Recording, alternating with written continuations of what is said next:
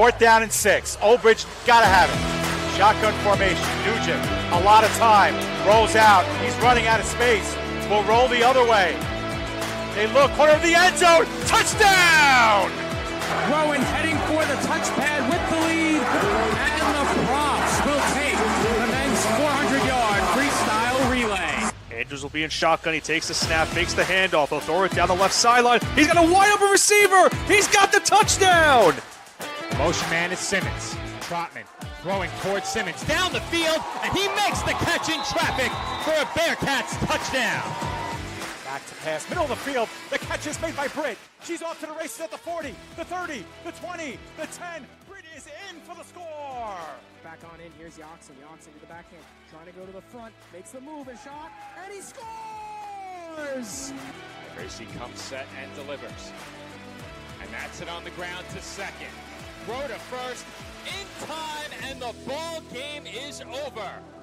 South Shore survives a late scare, and they are the 2024 New York State Little League Baseball champions.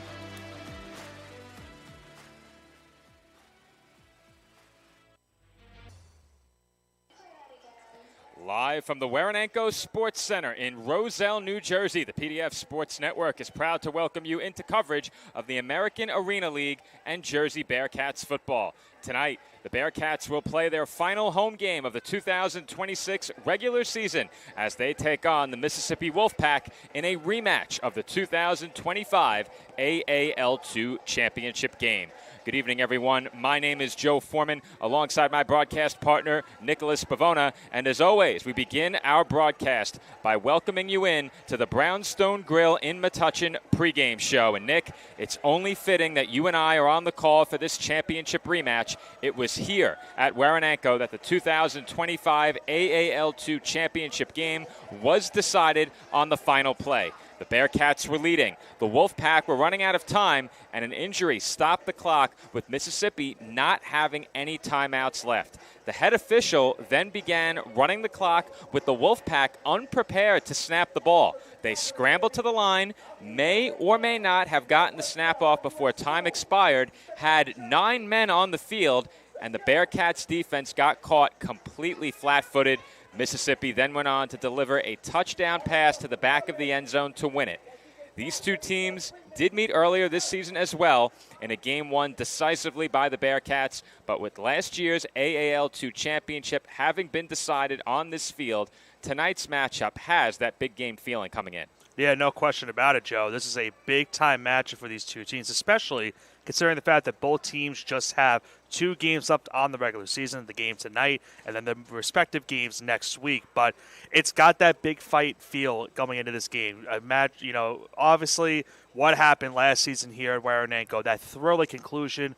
A lot of controversy to that conclusion, but nonetheless was an absolute thriller between these two teams. Really left it all out on the turf. And I think, when talking to the Bearcats earlier today, Joe, despite them winning that first game by the margin that they won, you could still see the hunger in their eyes. They want revenge for what happened here last season. The way that they lost that game, it's tough because you build yourselves towards a common goal, and that's winning a championship. And to have it slip through your fingers at the very last second, it was really tough the way the season ended last year for this Jersey team. So despite them winning by the margin that they won the first time these two teams came out, you got to believe the Bearcats are going to want to put an extra, an exclamation point to a season series sweep if they get the job done here tonight. Big win for Jersey last week and no surprise results around the league during Week 7. Here's an updated look at the AAL standings entering the night. And Nick, the Wolfpack are still in the bottom half of the AAL standings alongside the Bearcats, which would send each of the two teams on the road in the first round of the playoffs. Regardless of whether it is a 3rd or 4th place finish for these two teams, they will have a very tough matchup looming in the first round of the postseason.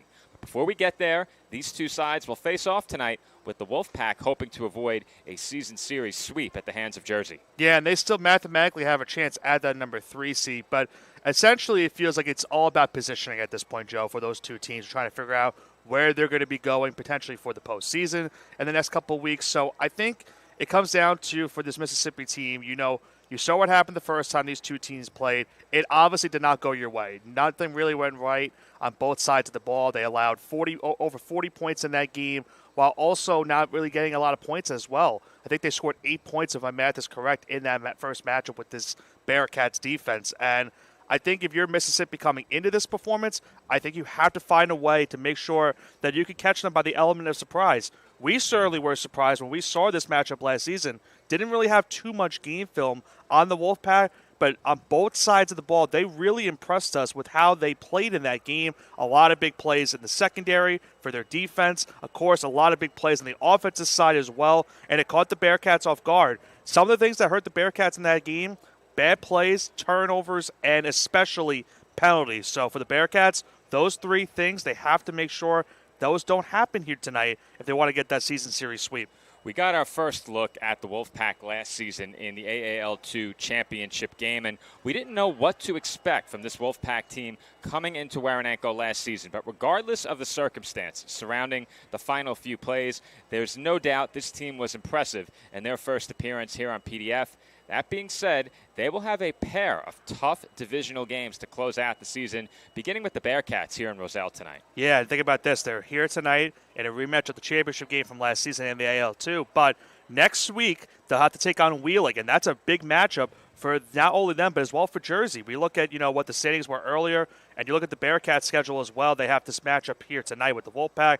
Then they're on the road against the lone undefeated team in the AAL, and that being the Columbus Lions. So not only do the Wolfpack have a tough schedule these last 2 weeks, but the Bearcats have a big matchup looming next week. But as we talked to AJ Roque last week about this and going, it's pretty much the same mindset here tonight. They cannot look ahead to these upcoming matchups. They have to take, make sure they look at the task at hand here tonight. And for this task at hand is a team that caught them off guard last year in the championship. They caught them off guard earlier on the season on the road. Can they do it again here tonight back home? Before Nick gets a chance to speak to some of the Bearcats, we have a look at what the Bearcats have done this season. And, Nick, this could be our final Bearcats broadcast of the season here on PDF, with the team's last regular season game being on the road in Columbus. But there's also that postponed game against Wheeling that is not going to be made up prior to the start of the postseason. That being said, this team needs to focus on the task at hand in front of them tonight. What did you see last week in the first Bearcats game you covered this season that this team is going to be looking to repeat in their second meeting of the season with Mississippi? Well, let's start on the offensive side of things, Joe, where I mentioned it last week, and I even spoke to AJ Roque at the end of that game last week. That was probably one of the more impressive performances from the offensive line we have seen, maybe the entirety of us calling Jersey Bearcats here on PDF. They just seemed as if everything was going right for them. Joey Ward, I mentioned, had a bunch of running lanes that he was pretty much untouched. He was able to get a couple touchdowns because of it. So you really like what you saw out of the offensive line, especially with a bit of a quarterback change as well. That really helped Jersey in that game, getting that offensive unit going towards, helping winning the battle of the trenches. On the defensive side, you had to like the consistent pressure they had the entirety of that game. And I really liked what they were able to do. They were able to force some mistakes in the secondary. But I think for Jersey, the biggest thing they have to fix is they had some big mental lapses in that secondary in the second half. Give credit to the Blue Devils. They played a much stronger second half compared to the first half. So if you're the Bearcats, got to find a way to not have those mental lapses and make sure that you can get a full, complete game here tonight in order to get this win over Mississippi. The Bearcats look to make it 3 straight wins tonight as they take on the Wolfpack in a rematch of last year's AAL2 championship game. When we come back, Nick heads down to field level to speak with AJ Roque and some of the players ahead of tonight's game. Then we take a look at the highlights from last year's AAL2 championship. All that coming up after a message from the sponsors of Jersey Bearcats Arena Football.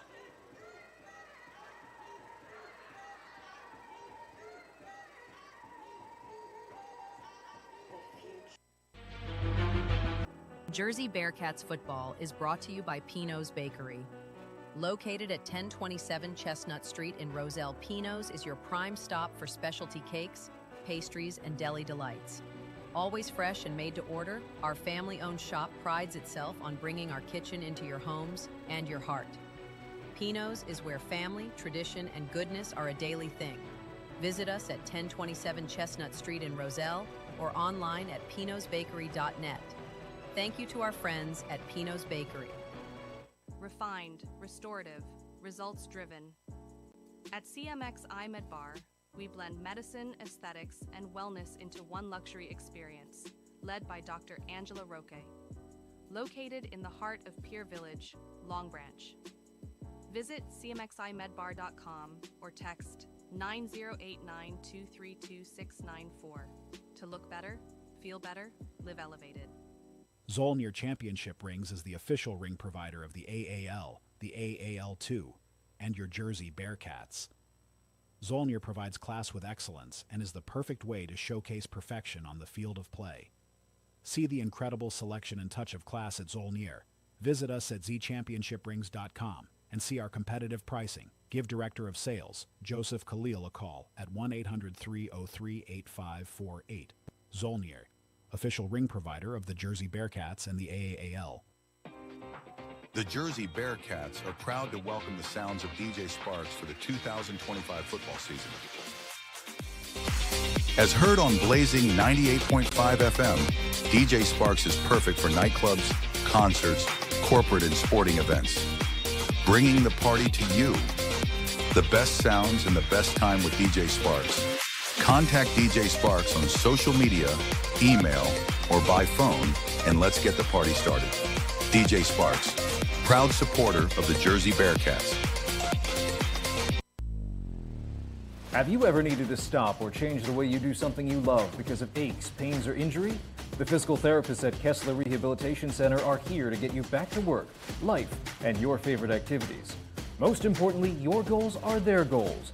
Their movement experts will listen and develop an individualized treatment plan so you can heal. Begin care faster by requesting an appointment today at Kessler-PT.com. Experience the power of physical therapy today. And welcome back to the Brownstone Grill in Metuchen pregame show as we close in on kickoff between the Bearcats and the Wolfpack. My name is Joe Foreman, and my broadcast partner, Nicholas Pavona, is down on field level standing by with Bearcats head coach, A.J. Roque.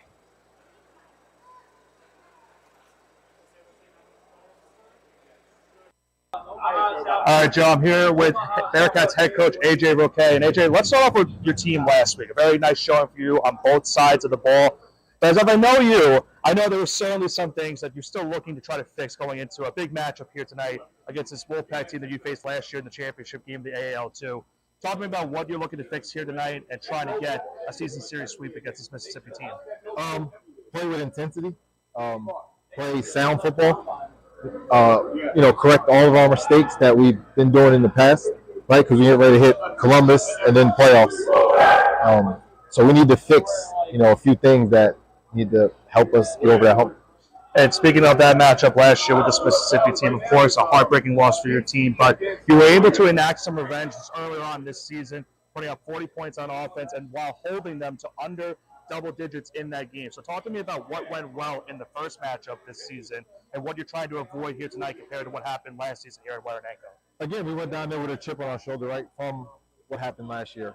The guys were, pumped, right, to get their ball back from last year. And that's kind of what we want to do here tonight is, again, make sure we play, flawless, fast football. And the biggest question I have tonight, AJ, Knicks or the Spurs, so you got Game 5 of the NBA Finals. Got to go with the Knicks. Smart man. Thank you for your time, AJ. Good luck tonight. Yes, sir. That was Bearcats head coach A.J. Roque. Joe, let's go Knicks. Back up to you. All right, thank you, Nick. I see you are dressed for the occasion down there on field level. Knicks jersey, Knicks hat, and a final question pertaining to tonight's NBA Finals.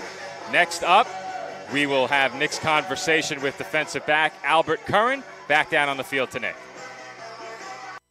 All right, Joe, joined on the field by Bearcats defensive player Albert Curran. And Albert, let's talk about the defense last week for your team. A really strong showing against the Blue Devils. Really looked like in the entirety of the game there was a lot of pressure on the defensive unit. So talk to me about the importance of that defensive line and how they create plays throughout the entirety of that game last week. The defensive line is great. The more pressure they get on the quarterback, the easier they make our lives in the secondary. And the game starts and is won in the trenches. So when the defensive line is playing well, the rest of the unit is playing well.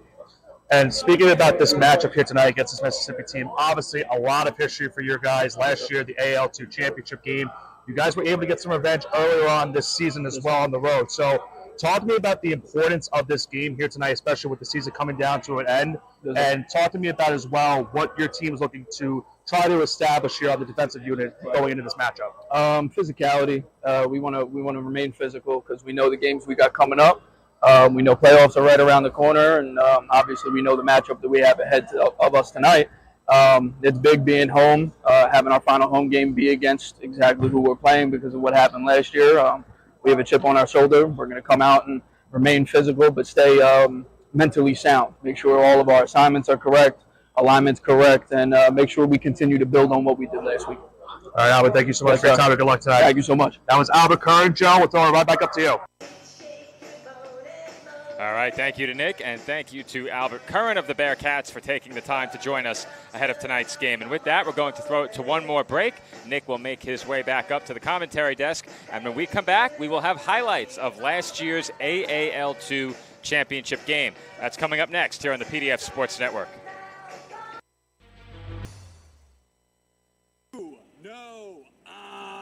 Right, the podcast that uncovers the origin stories of some of the biggest names in sports, media, and entertainment.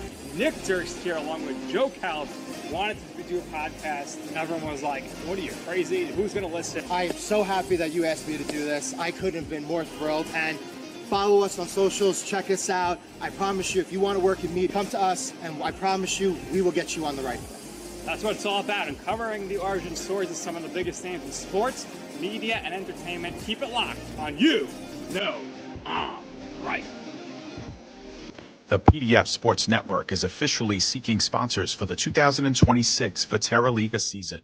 The Vetera Liga is the top professional American football league in Finland, and now, for the first time, is available in the English language and in the U.S., courtesy of PDF. Join us as we make history by showcasing the Maple League to a new worldwide audience. Our partnership with the Vetera Liga was recently featured in International Business Journal as a groundbreaking venture that in 2025 earned us a Global Recognition Award and a GHP Magazine Award for Best Local Live Broadcasting in the nation. It's time to bring our coverage to the next level and showcase your products and business to local and international audiences. Show your support now by calling us at 732-723-8189 or by emailing pdfsportsnet@gmail.com. Burgers are better at the Brownstone in Metuchen. My weekend starts with a Brownstone burger, topped with cheddar, barbecue sauce, and a fried egg. Give me the Hawaiian burger. I love the Canadian bacon and sweet pineapple. How do you like your salads? Shrimp, chicken, beef? Stop in and see why families are eating good at the Brownstone in Metuchen. We'll meet you at the Brownstone. We'll meet you at the Brownstone.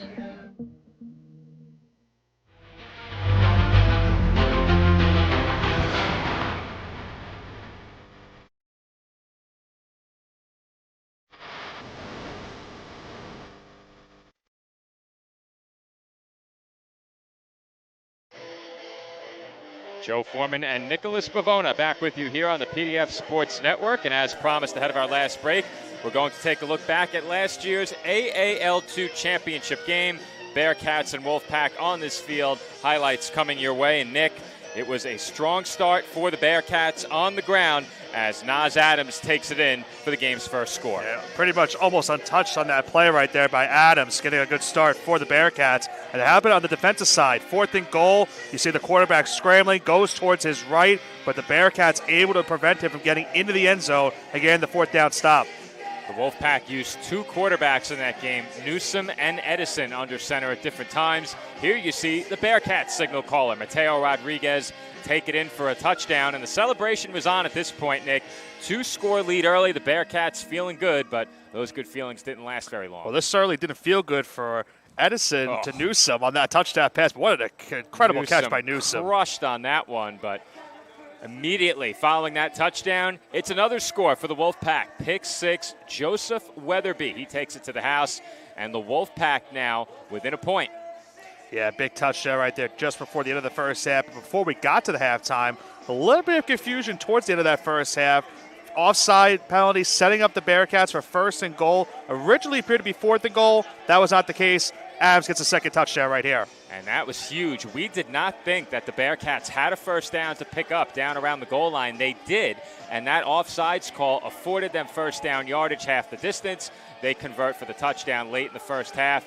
They lead it start of the 3rd quarter. And we see Sanders right there, 4th and goal, gets the toss, just gets into the end zone for the touchdown. They go for 2. They do get it, and the Wolfpack have the lead.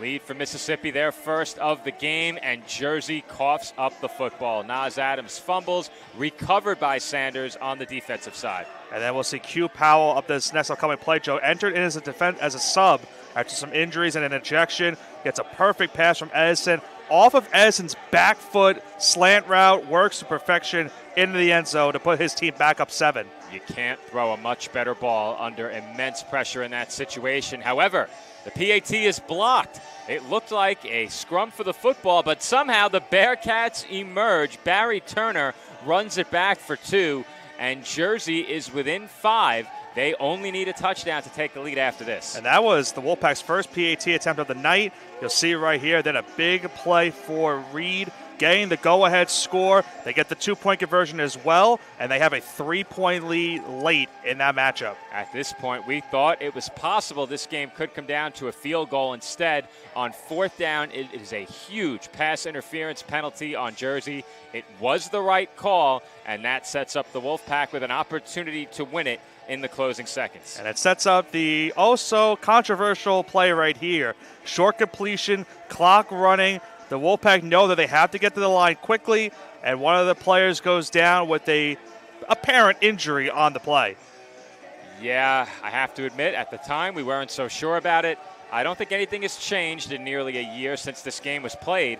A flag was also thrown on the play, we would presume, for the injury. However, the official runs the clock. The Wolfpack hardly appear ready to go. Jersey completely flat-footed, pass complete, touchdown, and the Wolfpack walk it off for a championship victory here at Waranenko as they knock off the Bearcats. But that's not all, Nick. Take a look at this freeze frame. Well, if you could do some math right there, folks, 9 men on the field. That is too many men on the field right there for the Wolfpack. So they got away with one right there.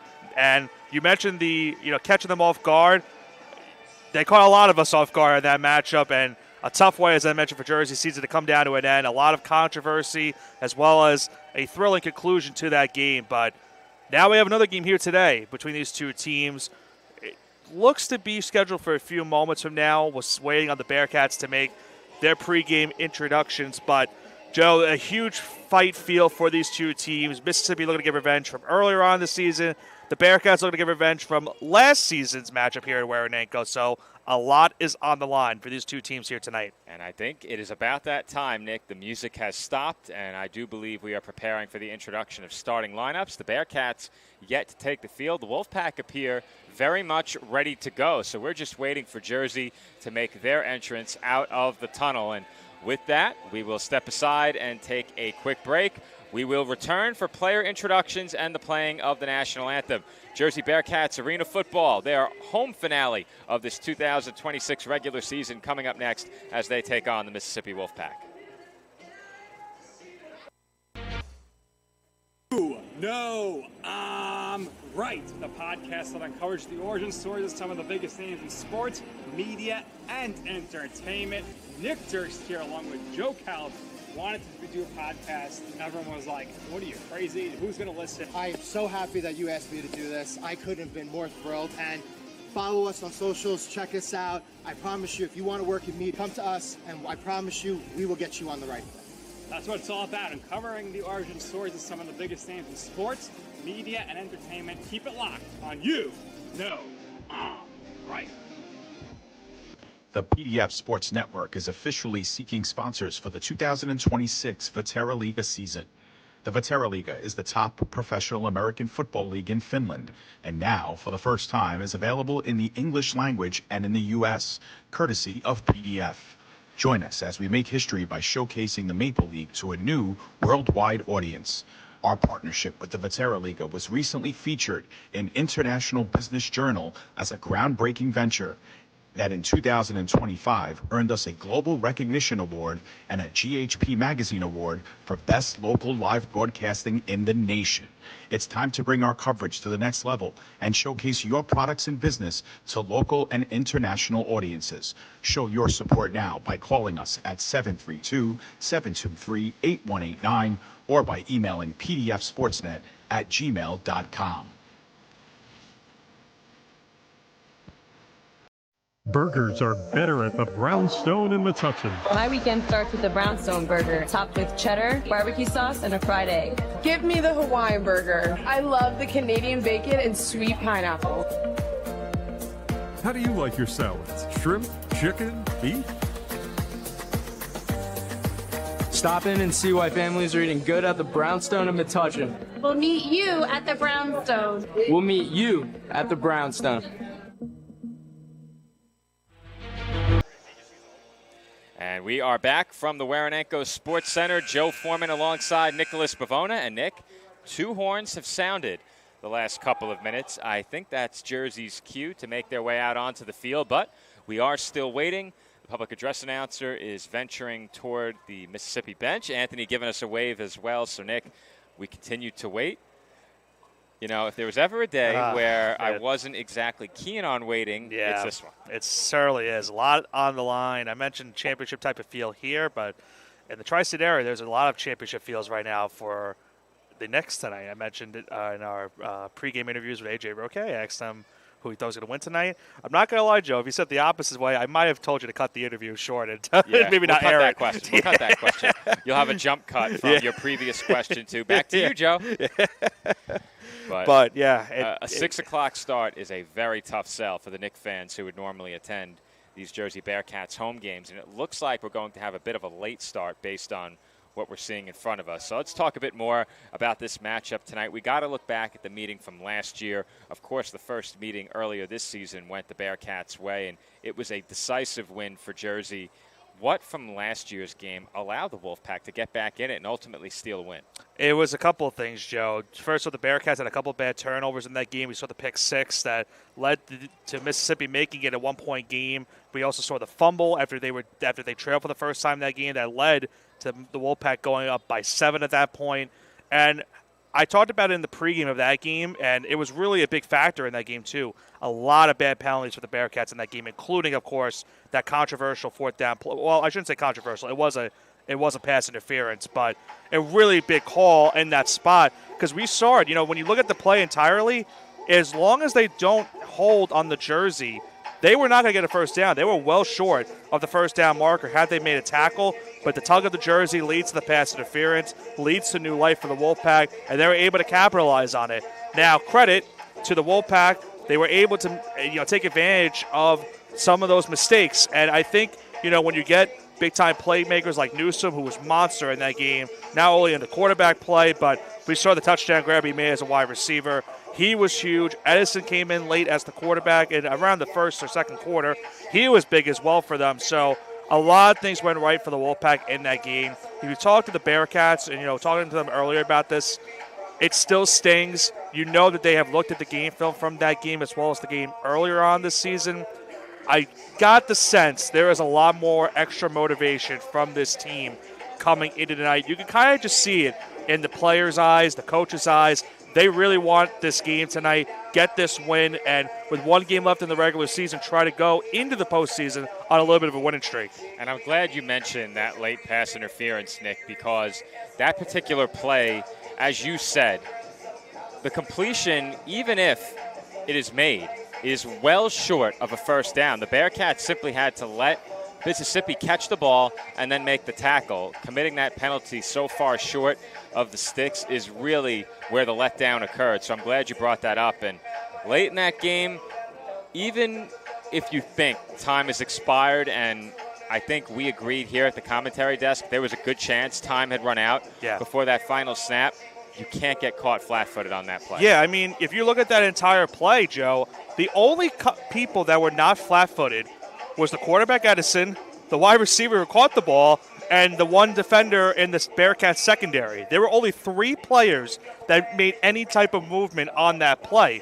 So I think that's something to note too. But As we also noted as well, there might have been too many men on the field as we're about to get to player introductions. All right, Nick and I will step off headset for player introductions and the national anthem. We will be right back from the Waranenko Sports Center. Mississippi Wolfpack and at this time, please welcome the visiting Mississippi Wolfpack to the field. And now, please welcome the hardest working ladies in football, the Lady Bearcats.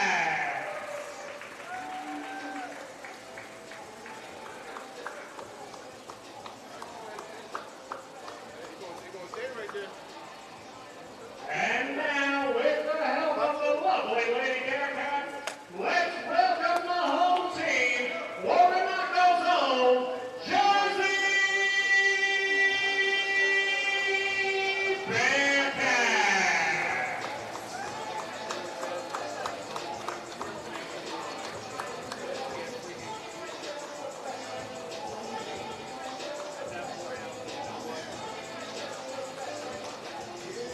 And another round of applause for your 2026 Jersey Bearcats coaching staff.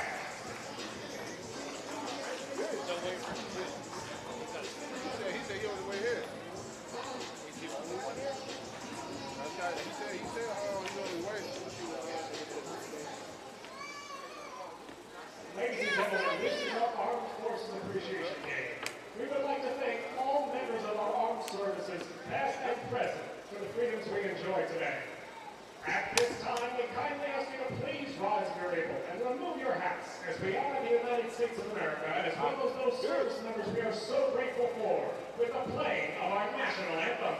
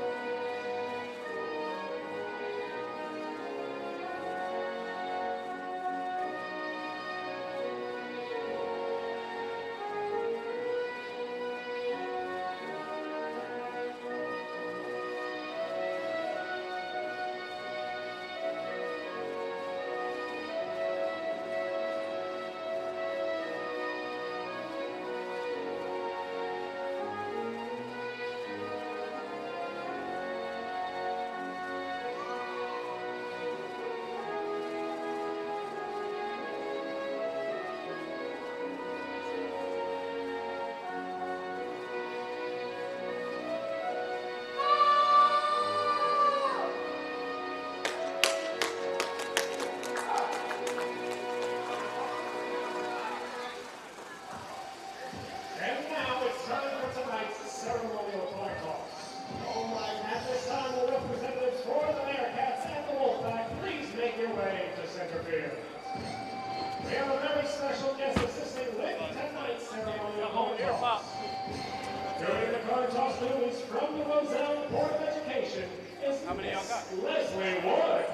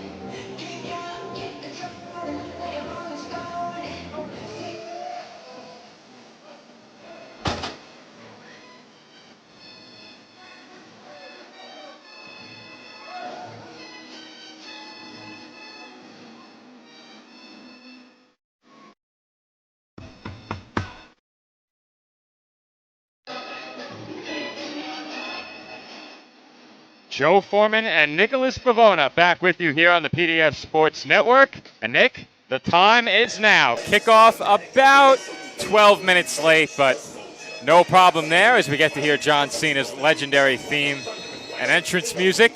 Makes me want to run through a wall right now. It makes me want to charge out onto the field and do a head-first slide across the turf. I don't think I'm allowed to do that. Jersey won the coin toss. They will receive to get us started here tonight. It's a line drive kick. Line drive, played on a bounce in the end zone. Joey Ward tripped up and taken down around the 5-yard line. So that kickoff took a bad bounce for the Bearcats. Ward couldn't corral it off the first hop, had to play it in the end zone, and the Wolfpack do well to rally and make the tackle. Yeah, and I think, remember last year, Joe, I don't know if you remember how the Wolfpack attacked that special teams unit the entirety of the game. They kept kicking the ball towards the top of the netting. They went towards the side. They wanted to make sure that the Bearcats were going to be able to return any kickoffs in that game because the Bearcats got up until that point in the playoffs were having a really strong stretch of kickoff return touchdowns, but they did a good job right there. Line drive kick, it hit off of one of the Bearcats. I believe it was Ward that it hit off of, and he returns it not far enough. So going to be a very extensive drive here for Jersey. Jersey will take over from their own 5-yard line, maybe give him the 6. As it's first down toss, and Ward breaks a tackle, looking to break one more, and he lost the football. It's still loose, and the Wolfpack have it inside Jersey territory. And, Joe, this is exactly what happened last season. Not quickly they got the turnover force, but right there, first play of the game, they go with the toss to the outside. Ward gets a good run right there, got some extensive yardage, but unfortunately coughed the ball up at the very tail end, and just like that, Mississippi forces the turnover, and now they're on offense. And we saw that in last year's AAL2 championship, Nick, a costly Bearcats fumble to help jumpstart the Wolfpack in their comeback bid. Mississippi in the gun, hands off on first down, and it's going to be a nice gain of about 4 or 5 yards on the first down carry. And we saw a lot of that too last season. A lot of heavy set formations, inside zone handoffs, and A nice little 4 or 5 yard dink off right there on first down.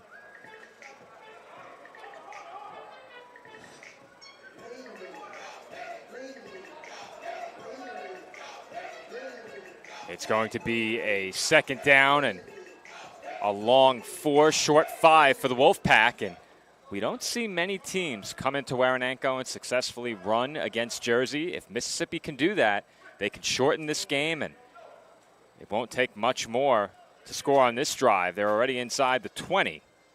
A few more carries like that one, and they're on the board first. It's a second down completion, and that one might be just short of a first down. It looks like it's going to set up a 3rd and inches. And look how quickly that pass went off, Joe. It was a underneath hand, snap right there for the Wolfpack. A quick, flat route out on the outside. And they got about 3 or 4 yards on the play. It's going to set up a more manageable 3rd and short. And if we saw what we saw last season, I would expect to see another inside handoff and a very power-heavy offense type right here. You can see the formation they're probably going to come out here, Joe. I'm expecting another inside handoff here on 3rd and short. We've seen the Bearcats run plenty of single back, and if you take a look at this formation, the ball carrier to begin the drive is lined up just to the left of center. Pre-snap motion from the wideout position near side, and a fumbled snap. It is loose on the turf. And it is recovered by Mississippi, setting up a 4th and 1, maybe 2. Yeah, big break right there for the Wolfpack. It was a bobbled snap, trying to maybe think about what they were going to do as soon as the snap was taken. But they got a big break right there, recovering it. But now it sets up a 4th and about maybe 2 or 3 yards. Yeah, they backed it up even further, Nick. Yeah, so that's a big mishap right there for the Wolfpack. And now the Bearcats are a stop away from negating that fumble on the first play of the game. So we're going to have a stoppage here on the field. It might be about the ball placement. And Nick, we didn't have any game film of Mississippi from this season coming in. However, I'd be curious to know how many game reps do they have running offense from under center? Because we saw that snap go awry. I don't know if it ever reached the hands of the quarterback. I think that ball just ended up straight off the fingertips and on the turf. So if you haven't had many reps in game running an offense from under center, that can be quite the adjustment period, especially against the defensive front like Jersey. It almost felt like a baseball play where you get that ground ball, you want to make a play or throw it towards a base, and instead of making the play, you lose the ball in your glove, and it's a mishap. And it felt like that right there. It looks like they were ready to make the play, but as he looked away, he muffed the snap, but still have a chance here on 4th down. Take a look at the big bodies in the offensive backfield here. A Wildcat formation, and a flip forward is incomplete. The look was there, and the shovel pass was short. I love that play call too, Joe. They pretty much almost caught them off guard. They had it right there. They had it. But the Bearcats got the pressure, and that was something that I mentioned earlier on, was very consistent a lot last week. That pressure was a big reason why they forced an incompletion and get a turnover on downs. And you said it, Nick. You have to respect that play call. Pulling that out early in the game and doing so with Baluk being there is impressive, but you have to execute. And arguably that's the most important part of the equation. If you don't execute, it doesn't matter whether or not the play turned out as you drew it up, and it sure did. They had the open man for a first down. And credit to the Bearcats as well, putting pressure on the passer to force that shovel pass to come up a bit short. Meanwhile, the Wolfpack had to rush an 8th man on the field. They had a lot of those problems last year, if you remember, in that matchup. Pre-snap motion from the slot. Quick throw, Rodriguez complete. Mikil turning upfield and fighting across the Mississippi 20-yard line, and he's down inside the 20 for a first down. That's what you really like to throw the ball to Mikil on that type of a play, Joe. He can turn a 5-yard route into a 20-yard route with the movement he makes immediately after catch. And something we also saw last year, Joe, quick up-tempo offense for the Bearcats. Handoff from under center, and immediately that play He's was still blown there. up. Ward's still on his feet, and Ward is in for a touchdown. That play was blown up behind the line, and Ward refused to go down. And, Joe, that was another thing we saw. A couple of times in the matchup last year, it was both sides not being able to make a tackle, and right there, Ward showed it perfectly on that play. You mentioned it looked like he was pretty much dead to rights in the backfield. One stiff arm, two stiff arm. He's into the end zone for an incredible touchdown as we get a second look right here. I'm surprised they didn't blow it dead, Nick. That is some display of strength and agility by Ward in the backfield. I thought they had him for a loss of a couple at least. And he was able to spin off the hit and reverse field to score the touchdown. They're going for two here. Jersey working under center once again for this two-point try. It's a fake handoff and a rollout by Rodriguez, who just got across the goal line. Barely got it, but that was a play call they used in the championship game, if you remember, too. It got them one of their touchdowns. We saw it on, or I should say, one of their two-point conversions in that game. And it worked to perfection, that bootleg type of play, rolling out towards his right. And Rodriguez gets in. It's an 8-0 lead for Jersey. So how about that start for this game, Joe? They fumble on the first play. Defense gets the turnover on downs, and the offense responds in a big way, especially Ward, who fumbled it on the first play. He comes back with a vengeance and gets the touchdown. I think in summary, Nick, it's been quite the eventful first 4.5 minutes in this game. Jersey with the turnover. Mississippi threatening, turned it over on downs, and Jersey gets it right back, allowing Joey Ward to put the first points of this game up on the board. Ward breaking out of a gang tackle in the offensive backfield, spun off the contact, and made it up the sideline into the end zone for a Jersey touchdown. Jersey placing this football on its side in preparation for this kickoff.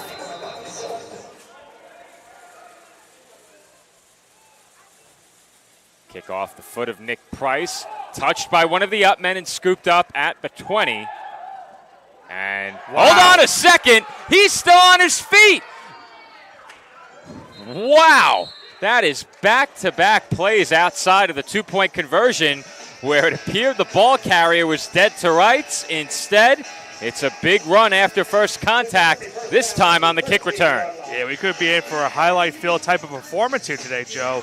Both teams right now so far having trouble making tackles. It looked like for sure they were going to get him right here, but how in the world did not only he kept his balance, almost falling down to a knee, which would have knocked him dead right there, but he stays up and gets extra yardage and a great opportunity here for the Wolfpack to respond to giving up that touchdown. I couldn't tell if the Bearcats had a handful of jersey or a handful of face mask on that attempted tackle. I believe it was the jersey. Yeah. Great starting field position on drive number 2 for the Wolfpack. Clock running inside of 9.5 minutes remaining here in the opening quarter. It is first and goal. They have it at the 10. It's going to be a first down throw complete. And a good job there by the Bearcats to make sure that one didn't go any further. Dominic Williams, who had the big play defensively last week, believe it was a scoop and score, able to come up with that tackle. Yeah, he had a nice run after recovering that fumble, and a nice job right there to secure that tackle. About a 5-yard gain, makes it second and goal. I see what they did there. How about the soundtrack of the game from Madison Square Garden? The MSG Arena defense chant playing over the PA system here at Waranenko. They picked up 5 on that first down completion. Second and goal from the 5-yard line. That's another Wildcat formation here.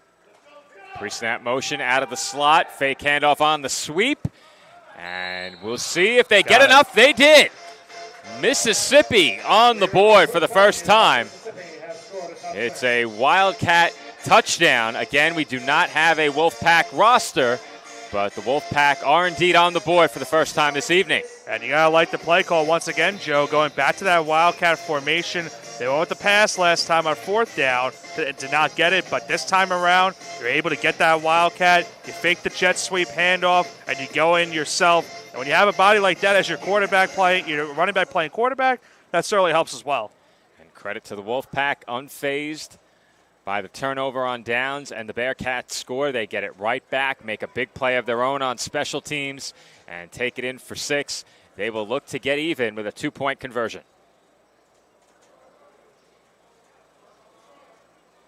Expect a lot of 2-point conversion attempts here from both of these sides tonight.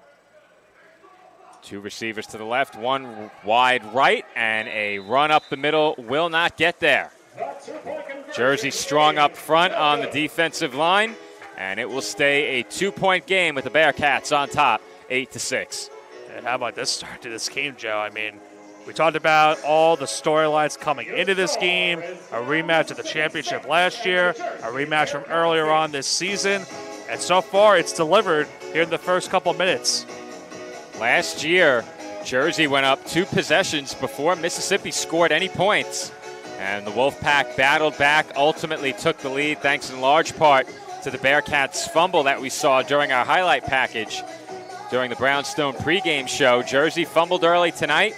Mississippi could not turn that into points. And now the Wolfpack find themselves within 2 following the failed 2-point attempt.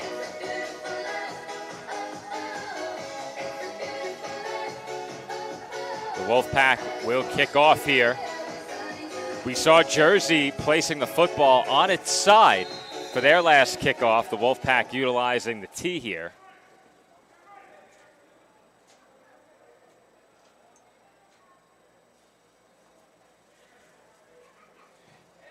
Kick just shy of that low-hanging roof. Ward has it. He's across the 25. Out to the 20, still going, and on his feet he remains, down to the goal line and in for a Bearcats touchdown.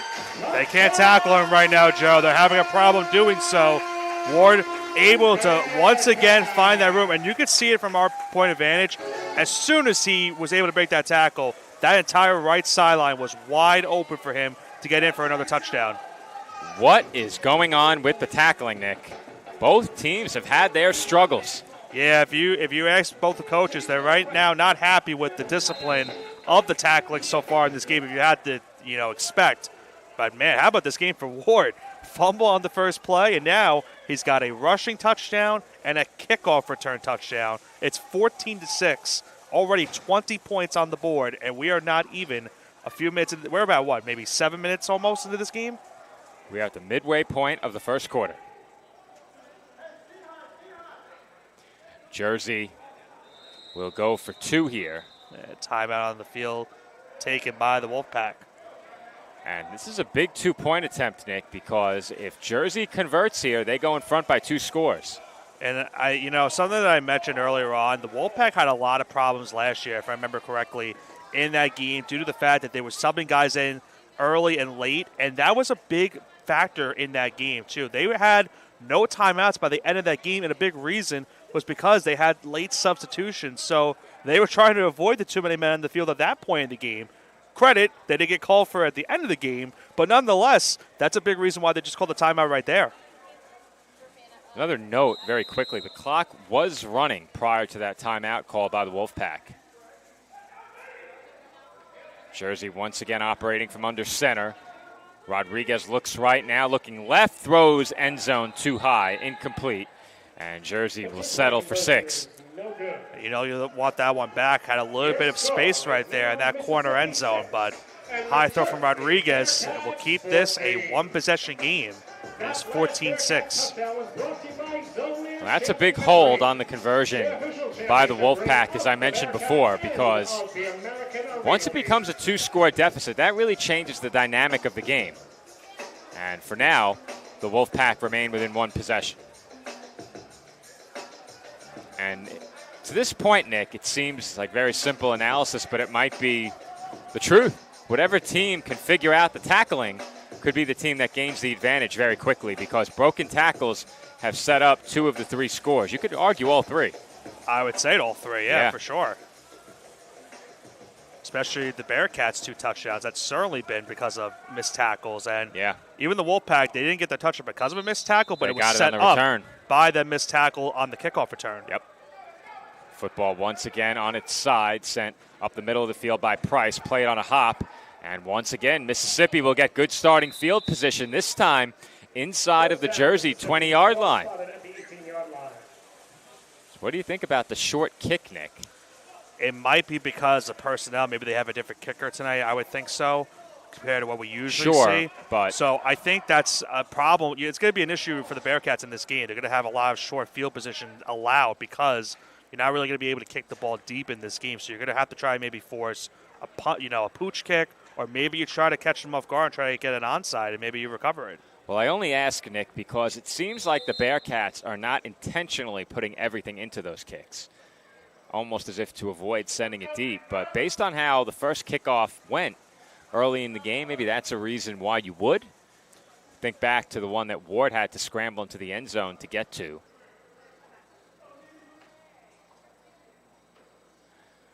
Wolfpack taking over here, deep inside of Jersey territory. Inside the 20, they spotted at the 18. Clock winding inside of 6 minutes. And a first down handoff will go for a gain of 2. Yeah, immediately right there, the Bearcats able to make the tackle on the play. 2 defenders getting there at the perfect opportune time. Brandon Perrott was one of those guys to get there. About 2nd and 8 upcoming here for the Wolfpack. Charles Faulkner also in on that tackle as well. Defense.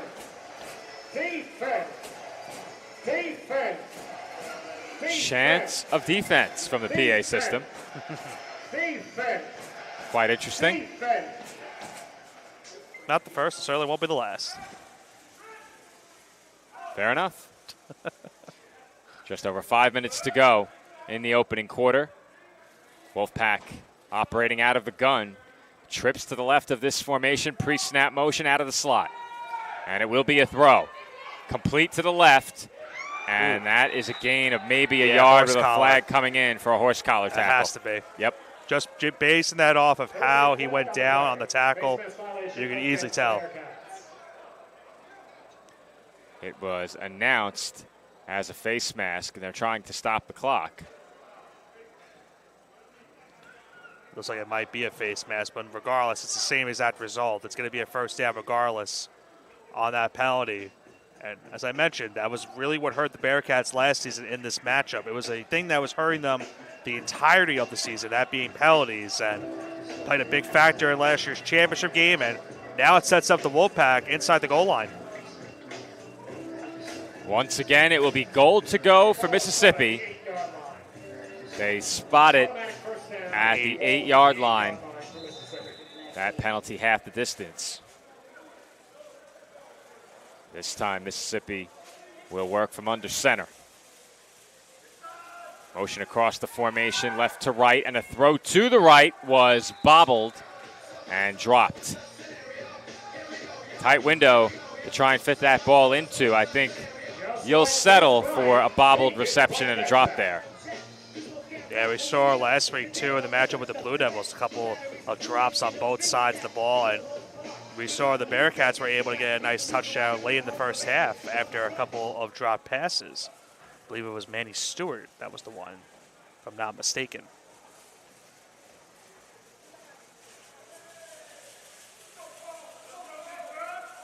It's potentially another Wildcat look. Indeed it is. 1 broken tackle, 2 broken tackles, almost and a third. No more. Jersey doing well to stick with that play. And officially, it will go down as a sack. I'm not sure about that, Nick. But yeah. It looked like a Wildcat formation pre-snap. It was.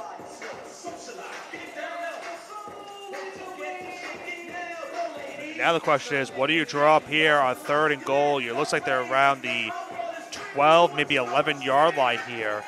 Do you try to set something up here on 3rd down and maybe get you a couple of yards away, maybe get a 4th and 1, or are you looking towards the end zone here on this spot?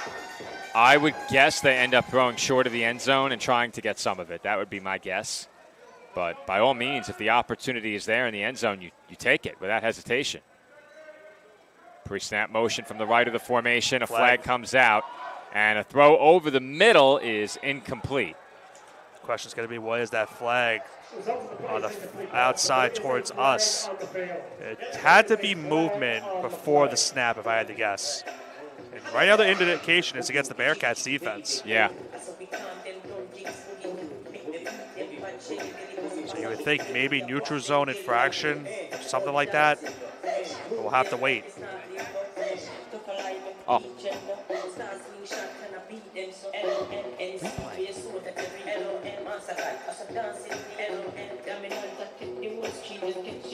So were they motioning you for a replay? Joe's going to find out. He's going towards where AJ Roque is set up right now. Ball scored against Mississippi. That penalty is declined. It'll be 4th down. I'm not sure exactly what happened right there, but they said the penalty was declined, so it was against Mississippi. So, Joe, what was the confusion? So earlier in the season, Dave had brought his own personal iPad and placed that down at the scorer's table. We do not have that device tonight. Okay. I had a comparable device had I known that we could have brought. I have a monitor. Well, Joe, it's now 4th and goal. That last penalty was on the Wolfpack. It was declined, so big play right here for Mississippi. And it's a throw that is intercepted. That looked like an interception straight out of a video game. Going up to get it was Williams. And it will be a 1st down for the Bearcats right up against their own goal line. Well, he had the scoop and score last week, and now he makes another big play this week. Was pretty much in the right place at the right time as he gets the interception on 4th down, and the Bearcats defense once again gets a big stop in this game.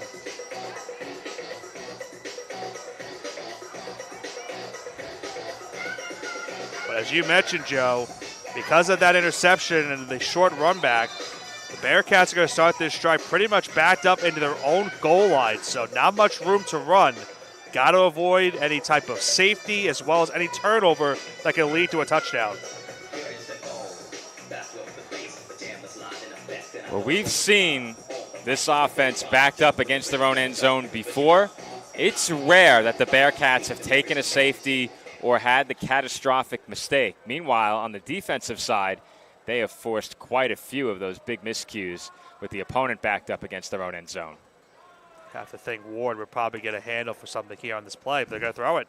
You would think wrongly, as that one is thrown incomplete short to the right, and that's the right play by Mateo Rodriguez. Yeah, normally when you see a 1st down play backed up into your own territory, you expect to run on that one, but the Bearcats, fooling all of us, including myself, by throwing the football. But you mentioned it. Nice job by Rodriguez just to throw that one down towards the ground and not avoiding a sack on that play to make it 2nd down. Just over a minute to go in the opening quarter. Jersey in front 14-6. Once again, they come out working under center. Pre-snap motion man Meekill, and he has the reception. Meekill turns it upfield across the 25-20. Meekill still going. He's inside the 15, 10-5. Touchdown. And Joe, what was it once again? Missed tackles by the Wolfpack made that happen towards the very tail end of that play.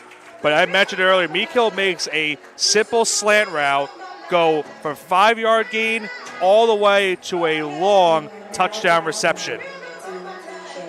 That was a well-timed throw right in the middle of 3 Mississippi defenders. And Nick, you could count how many missed tackles there were, especially that last one right there. They just have not been able to wrap up any of the Bearcats. Jersey now in front 20-6. They will go for 2 once again, with a chance to extend their lead to the full breadth of 2 scores.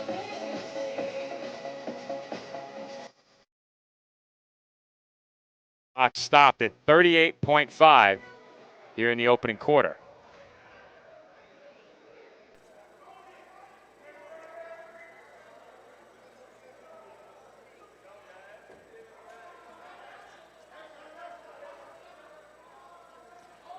Pre-snap motion again up into the slot. Rodriguez running out of time, throws to Meekill complete. And he was across the goal line for the 2-point conversion. What a sequence of plays there for Phil Meekill. Back-to-back receptions. One goes for a touchdown, another for 2 more. And he's had himself a Fantastic start to this game. Just gets the 2-point conversion right there. And think about this, Joe, for the Bearcats. Last time these two teams played here at Waranenko, Bearcats only had 29 points in that game. They're already at 22 here in the first quarter. And those lovely camouflage jerseys the Bearcats are wearing tonight have been designed and provided by Nelson Sports Concepts. Nelson Sports Concepts. Once again, Jersey with the ball set on its side for this kickoff. The clock at 38.5. First quarter nearing a close, and in between quarters 1 and 2, we will share a message from one of the great sponsors of Jersey Bearcats Arena Football.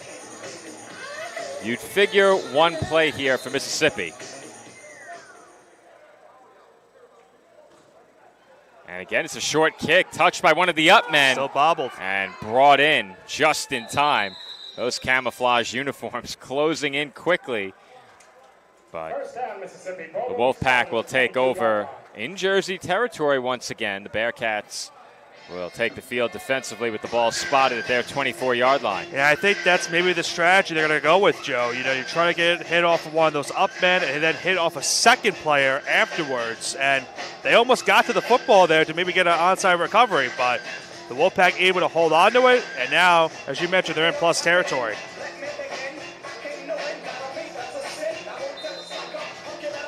They get a bit better field position than I expected, Nick. I thought they had spotted it at the 24. This ball is at the Jersey 22. We'll see if they get this play off, Joe. The clock is running. They don't need to snap it. Yeah, I don't think they're gonna wait. I think they're gonna wait till the second quarter. And that will bring us to the end of quarter number 1. And with this break between the first and second quarters, it is all about fitness. And this quarter break is sponsored by Infinite Athletic Training, located in Piscataway, New Jersey. When it comes to athletic training, healthcare, rehabilitation, fitness, sports performance, return to play, and athlete recovery, Infinite Athletic Training's clinicians are the go-to providers for youth and adult athletes, as well as those leading active lifestyles. IAT has been providing knowledge, compassionate, and patient-centered care to thousands of athletes over the last 20 years. Work one-on-one with them and let Infinite Athletic Training help unlock your performance potential or get you back in the game.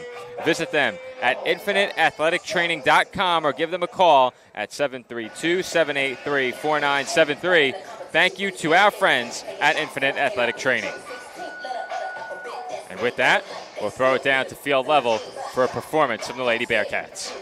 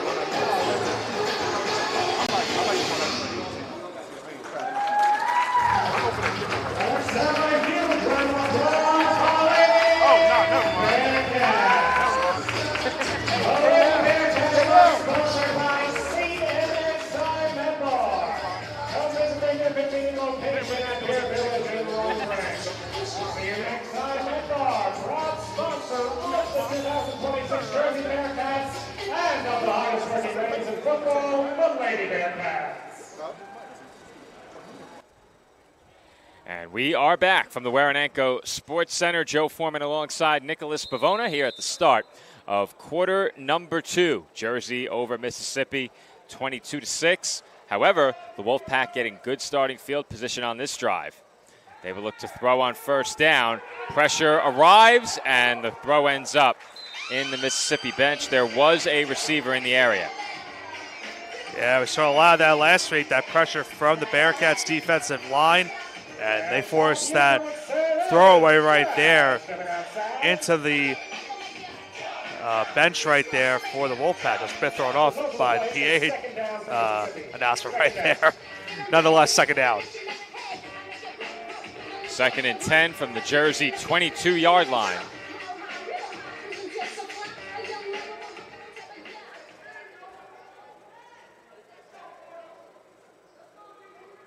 Once again, the Wolfpack working out of the gun. Motion up the far side pre-snap. And a throw that way is tipped and nearly picked off. That one off the fingertips of Jacquin Wembley. Tough over-the-shoulder grab, but I'm sure that's one he believes he should have had. Yeah, certainly, Joe. A chance to get an interception right there. Was another turnover for this Bearcats defense. Initially tipped by the linebacker and then almost intercepted at the very tail end. That was tipped by Albert Curran, who you got a chance to speak to pregame. And you could tell during your pregame conversations with Albert and Coach Roquet that intensity and effort and making a statement were points that were hammered home across both of those conversations, and a point of emphasis tonight. As that one is complete. How did they fit that one in? Devontae LeGrand with great coverage, perhaps an even better catch. Yeah, LeGrand couldn't have done any more on that play right there, Joe. He played it perfectly. It was just an unbelievable catch towards the sideline, but for Mississippi, they have a 4th and about, what would you say, 7 yards still to go here. It's going to be a long 6. Yeah. Short 7, maybe. Sure. Either way, the Wolfpack feels like, Nick, they have to have this. The coverage on that last completion so good that LeGrand made the tackle in the process of defending the pass. It's a 4th down throw, and it is a 4th down completion. Did they get enough? Let's see where the marker is, and they did. By a yard. Bearcats brought the pressure there, and Wolfpack were well prepared for it. A good poise and presence in that pocket, realizing not only to make that throw, but then also for the receiver to realize how many yards he needed to get that first down. You see it right there. They just barely got it. I thought they gave him a really good spot, Nick. Yeah. He may have gotten it, but I thought they gave him a great spot. If we have a stoppage at some point, I would like to see maybe one more time to see where the referee was and where the Following this next marker play, is. we'll get one more look at it. 1st and 10. And Mississippi back in the Wildcat. It's a run up the middle, and that's a good tackle by Nick Price. We were talking about the tackles missed so far in this game, but Price makes a big-time tackle right there for the 2nd down play. But let's go back to that 4th down conversion, Joe. You have a better view of it than I do, Nick. What do you think? It looks like he's maybe Joe at thinks the marker. he's short. I think the problem is of where he caught it with the football and where he was positioned is why I don't think he got it either. Okay. It might have been by a smidge. It was very close. I don't think it was an extra yardage, a yard I should say, for what the official said on the field. Wolfpack back in the gun. 2nd and long. It's a throw over the middle and incomplete. Too high. They had an open man coming across, and the ball just sailed over his head. Yeah, it was a blitz right there for the Bearcats. I was trying to see what the number was on that play, but regardless, that blitz forced that errant throw very high to make this now 3rd down. I believe it was Charles Faulkner that made the blitz on the play that forced that high throw. 3rd and long now. Ball in Jersey territory, just outside of the 10-yard line.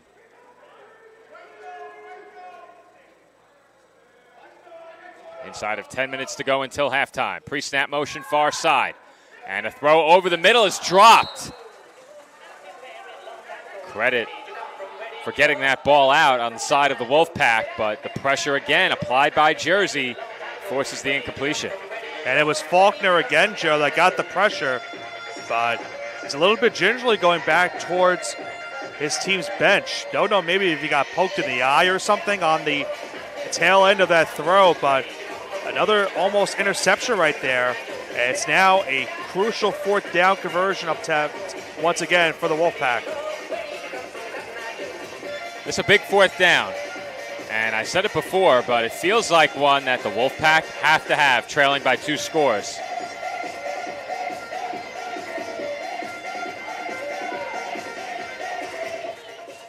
Clock winding down toward 9 minutes. And this is a Wildcat look. And they were going to this throw goes it nowhere. They were trying to do the Tebow throw right there, Joe. I don't know if you noticed it.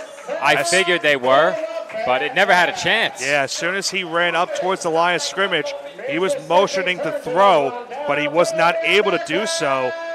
And he immediately got tackled as he was trying to make that attempt. Yeah, that one's a bit of a head scratcher, Nick. We'll get one more look at it here.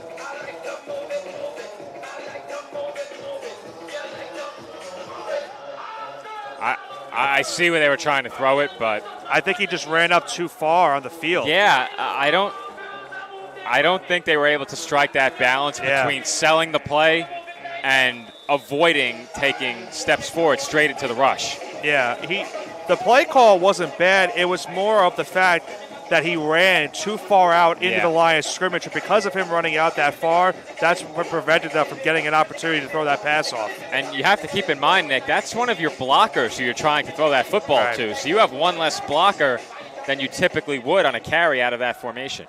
And how about the Bearcats the entirety of those last couple plays, Joe? They brought a lot of pressure towards the quarterback. Meekill, the motion man. Fake handoff and a screen toward the near side. That is complete. And that is a big gain up the sideline. One man to beat. And it is a Bearcats touchdown for Manny Stewart. Manny Stewart is wearing camouflage, Joe, and it pretty much seemed like as if they lost him out in the secondary. He was hiding behind his offensive lineman who was blocking on the outside, and he was pretty much almost untouched on his way to the end zone. Bearcats have almost put up the exact amount of points they put up at last year's championship game. Jersey making an early statement, and you could see the straight line speed for Stewart. Had to make one man miss.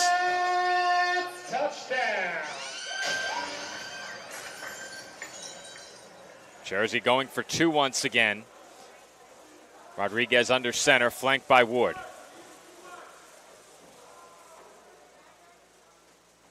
Meekill in motion, toss to Ward. Ward looking for a crease, and he's in for the 2.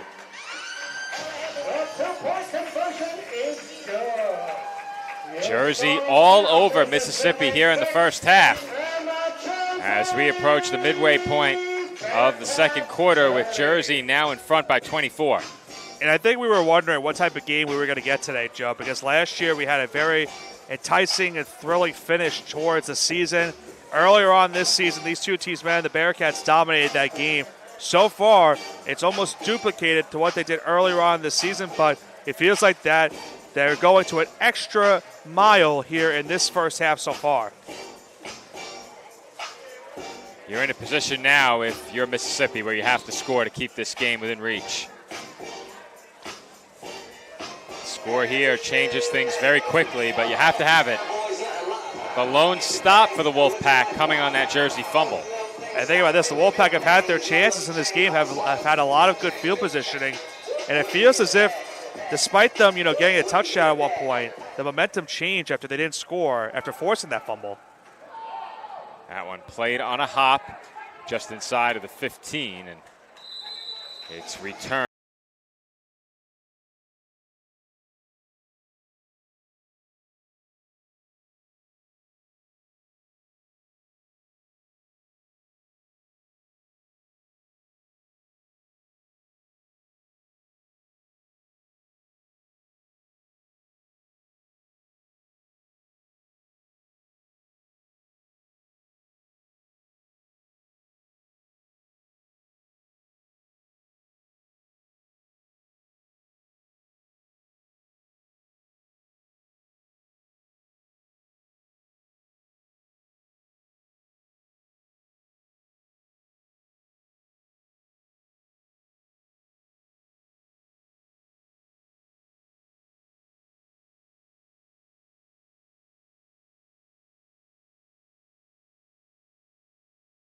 Entering this drive for Mississippi is, can they continue to pound the rock and look to run it?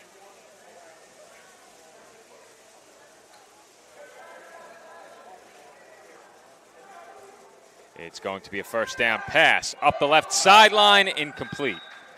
And that was not a bad ball.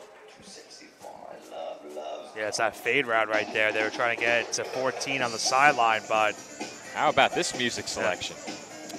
It's quite a choice. I have to admit, Nick, it's quite humid in this building. I'd like to go shirtless the rest of the game. Tarps off? Tarps off, they say. Been doing that a lot the last couple of weeks in the MLB stadiums. I don't know if you've noticed that trend. I've seen a few too many shirtless men for my taste. Yeah, I can tend to agree with you on that one.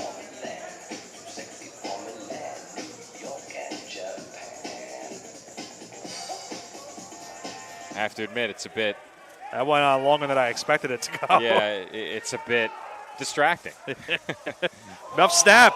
Muffed snap and no throwaway. Instead, it's a massive loss. Joe, I don't know if you saw it. I think it hit off of that fullback or running back they had in the backfield, and that's why that happened. You would think that it certainly had to be the case that it hit somebody on the way in. Got to look at it slow down on the replay.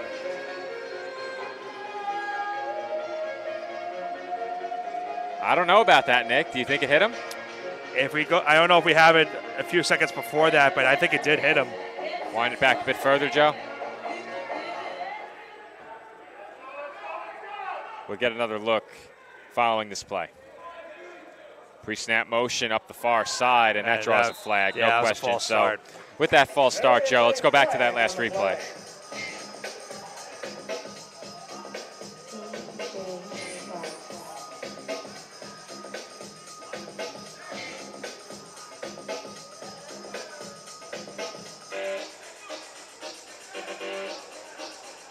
Yeah. Hit him? Hit his left arm. There you go. No question about it. Well, Nick, we have the Wolfpack roster. All right, very good. I will pass that along to you.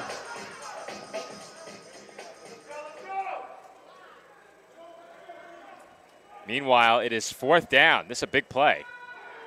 They'll throw well short of the sticks and will not pick it up. Yeah, not even close. Not even close. They needed well beyond that first marker. I'd forgotten about that. They still need another 11 yards on that play. Yeah.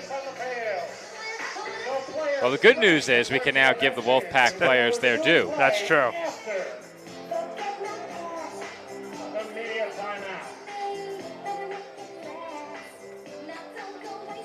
We have a media timeout here.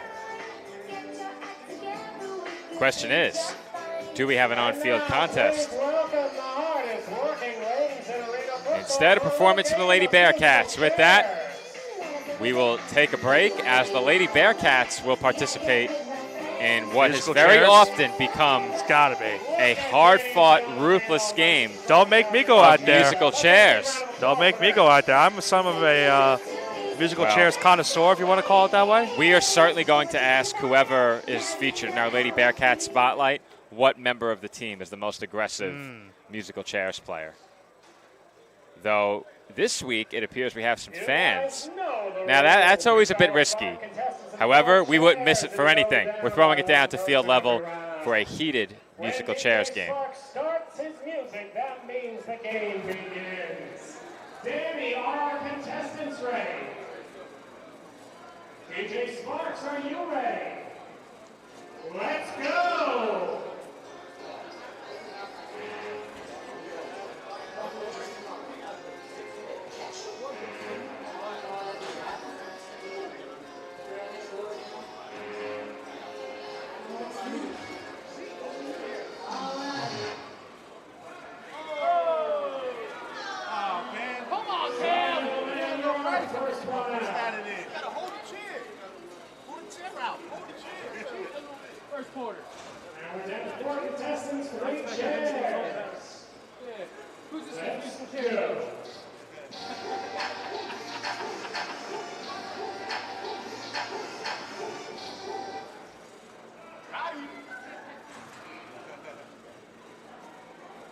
Sorry, this one open for Chair Island. Men number 3.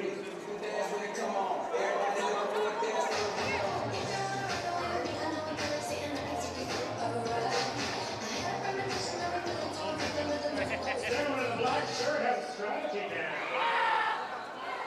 Money strategy betrays. Now let's clap it up for our final 2 contestants. Go to the last one standing, or should I say sitting behind the chairs. Come on, Chica! I think it's broken. That was on.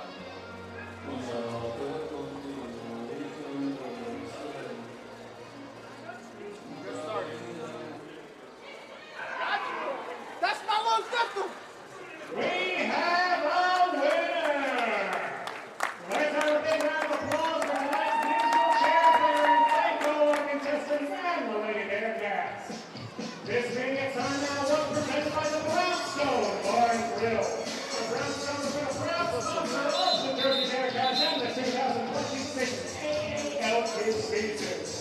They're also a proud sponsor of tonight's hosting party.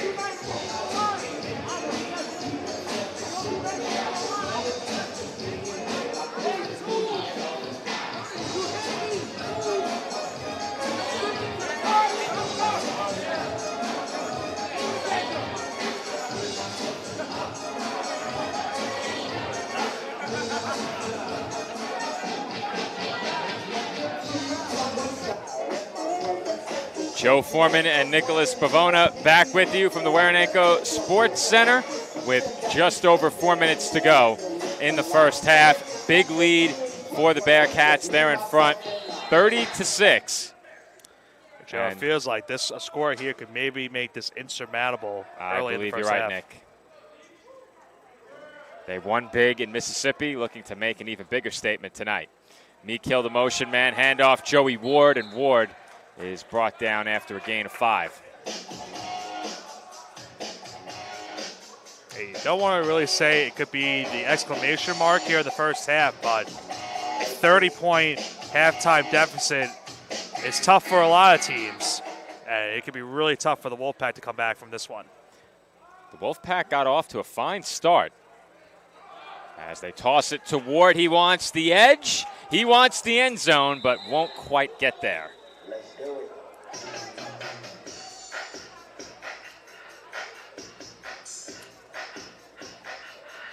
And he did pick up the first down. That will make it 1st and goal from the Wolfpack 7-yard line.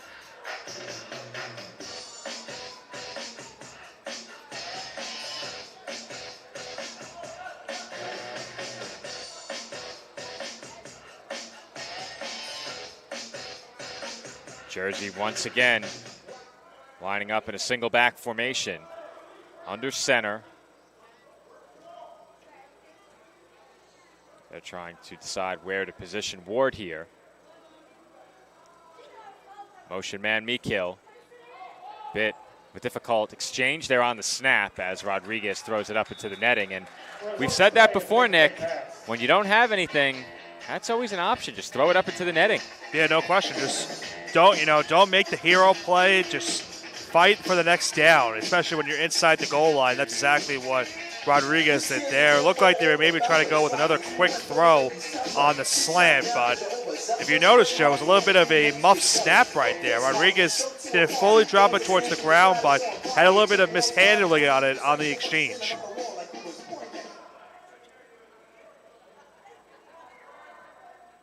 Jersey again under center, fake the handoff to Ward, and Rodriguez is left all alone as he crosses the goal line for another Bearcats touchdown.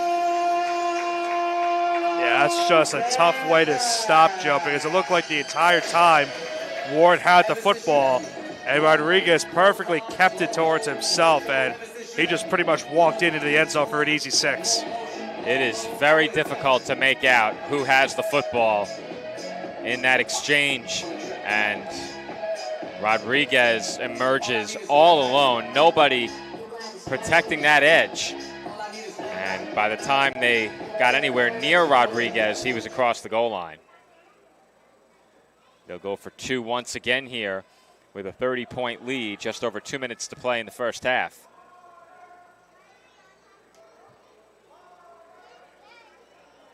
Stewart will take the handoff, and he is stopped short. Yeah, he got a little bit upended on that one, just shy. Again, the 2-point conversion, but the Bearcats now with a 30-point lead with 2:11 to go in the first half.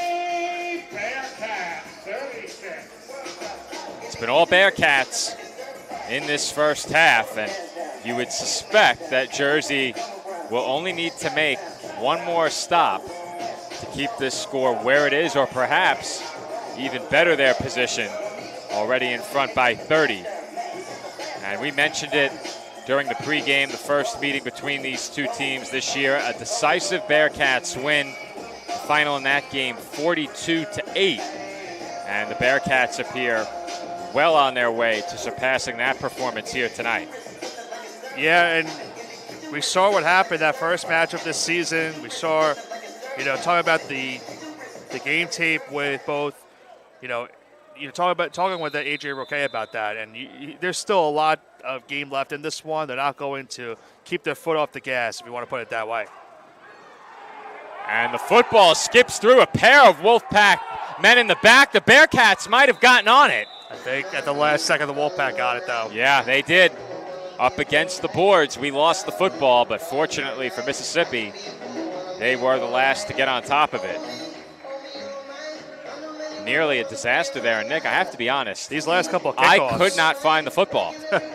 I didn't see it either at the very tail end, but these last couple of kickoffs have really been providing some trouble for the Wolfpack in this game.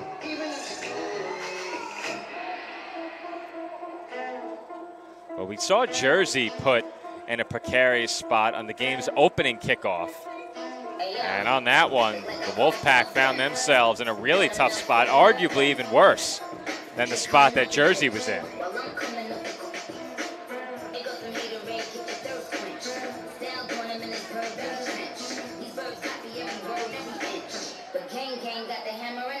Isaac Redmond at quarterback for the Wolfpack. We've also seen Almarian Johnson take some snaps at the quarterback position. He's listed as a strong safety on the roster, but this is Redmond in the gun here. Redmond looking to throw off the fingertips of his intended target, Deion Watkins, and nearly picked once again. Yeah, LeGrand not happy with himself right there. Wanted the interception and just was not able to make the catch. The clock is running despite the incompletion, so realistically, the Wolfpack do not have to give the ball back to Jersey. And that's when you got to have. Yeah, both players. You can make the case for both sides need to have that. The catch initially on the offensive side and the interception on the defensive side has to happen. You see Watkins, number 14. I immediately think Sammy Watkins, former Buffalo Bill. Yeah, there you go. And former Chief as well, I think. Chief, Raven. I think there's one or two more teams. Really? I think. Yeah. Yep. I remember playing Madden, EJ Manuel to Sammy Watkins all day long. Yeah, who was the running back on that team? CJ Spiller, I believe. Right, it was. Yep. I knew they had a fast running back. Yeah, I'm a big college football fan, and I loved watching, old 24 teen highlights, him being at Clemson. I'm an old Beckham fan, him at LSU. CJ Spiller also was a part of that Clemson team. A lot of good highlights from back in the days of college football, so I can understand the confusion. Clock stopped at 1 minute. The old proverbial 1 minute warning, if you want to call it that. So they will have to give the ball back to Jersey if they don't get a first down. That's barring 2 rush attempts. They'll throw over the middle again. This time There's Watkins brings it in, and that is good for a first down. I do believe that was Johnson at quarterback. Indeed it was. So Redmond made his way to the bench, and Johnson comes in. He's been exclusively a runner to this point, but becomes a thrower there. Mississippi took a timeout. At least what it looked like was the call on the field. Yeah, it looks like it is. So timeout by the Wolfpack. I believe they have 2 remaining. And Nick, I missed it. The golden football is in Yes. play, so that's double points if they score here. It's a must right now. That would make sense considering it is their final possession of the half. So they can make this a game again. Keep in mind, Mississippi does get the ball to begin the second half. A score here could change this game. It's a run. There's a lane, and it's a big lane. Well blocked up ahead, and there goes Johnson. He is in for the touchdown. How about that run right there by Johnson, getting to the outside, and with the golden football, they get the extra as well. A big-time score right there for the Wolfpack before the half ends. Double points, golden football in play. And they have not yet reflected that on the venue scoreboard, so we'll hold off as well. For now, the scoreboard reads 36-12. Wouldn't it be something if they've been playing with that gold football the whole game, Nick, and I just didn't notice? They have not. Okay. You're not going crazy. Although I will say, for any people that are colorblind, it might be tough to know the difference. True. Well, the venue has not yet reflected the extra 6 points. It should be 36-18.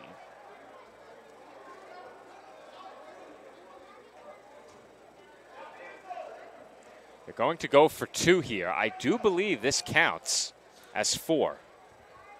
I believe so. Muff snap again. It's a bad snap. Redmond recovers, flips it toward the end zone, and it was picked off. The question is, if you return it, is it 4? I don't think so. I think it's just 2. I feel like it should be 4, though.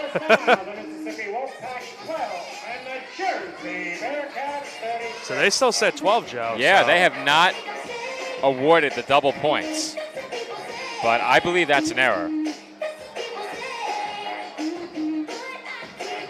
That'll be our first question for Coach Roque at halftime, if he joins us.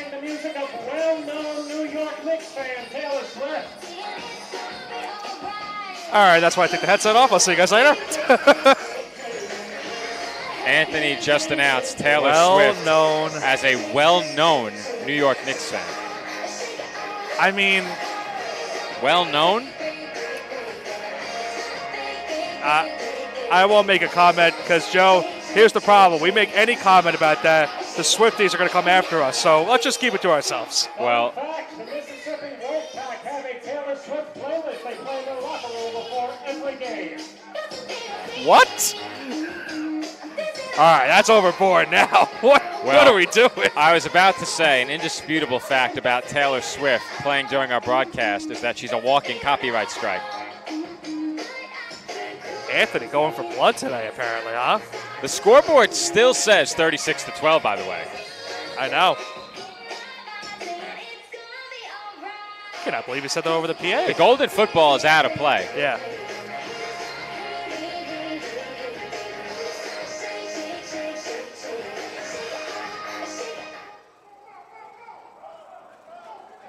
That ball is still loose down around the end zone. Here comes Ward across the 10, out toward the 15. A helmet comes off, and play is blown dead. Extracurricular activities as well.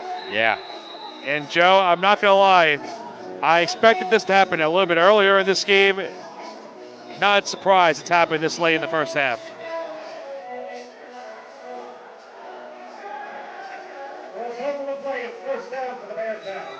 As of right now, I haven't seen a flag thrown on the field. Have to say, Nick, I'm more focused on the score. Yeah, I believe it should be 36-18. Yeah.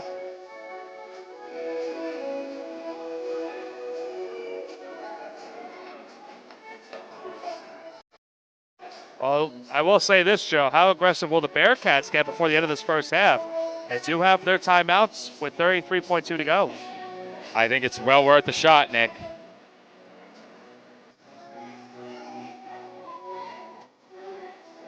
And I think the other thing, too, is you can afford to run the football, I feel like, in this spot, too. Considering the fact that you have those timeouts in your back pocket, and it's been working well for you here in this first half.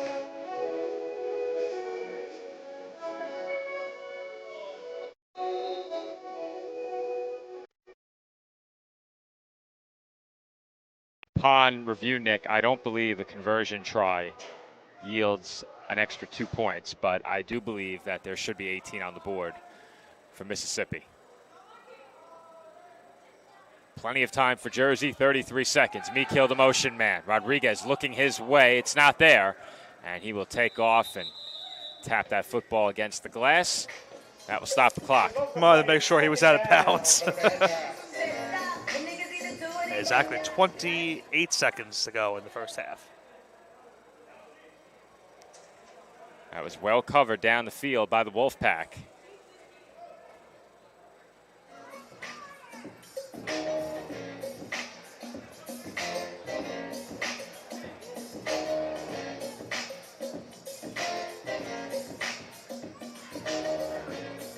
Jersey back to the line with an even 28 seconds on the clock. Once again, Rodriguez will work from under center. Mekill deep in the offensive backfield, working out of the slot along the far side. He is the motion man. Rodriguez again looking to his left, now has time, throws complete. That is a wide open man on the crossing route. And another broken tackle for a Jersey touchdown. Sadiq Nathaniel takes it the distance. And Nick, the tackling in this game has been nothing short of abysmal. And Joe, that name sounds familiar, Sadiq Nathaniel, from a lot of our previous broadcasts here at PDF. But you mentioned it, broken tackles continue to plague the Wolfpack in this game. Nathaniel gets the touchdown, and we said it. He was wide open in the middle of the field. And as soon as he got the catch, you see two defenders right there for the Wolfpack, not able to contain him. And another Bearcat touchdown this first half. Jersey going to go for two here, and the venue scoreboard still says 42-12. We'll have to check in at halftime. But for now, we have it at 42-18 with that golden football score. I mean, you would think if it's wrong on the board, they would have changed it by now, right, Nick? They would have changed it by now, yeah. Once again, Rodriguez under center looking to throw. And he'll send that one up into the netting behind the end zone with 18 seconds to go until halftime. Your score is now Mississippi Wolfpack 12 and your Jersey Bearcats 42.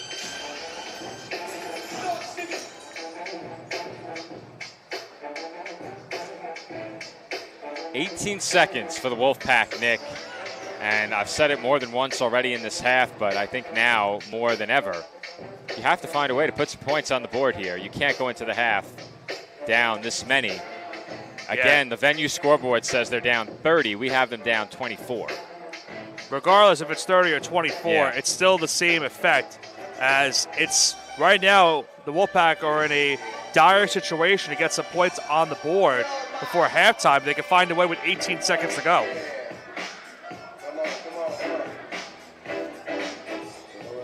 Jersey, I thought, had to run out an extra man. They did. Ward makes his way onto the field.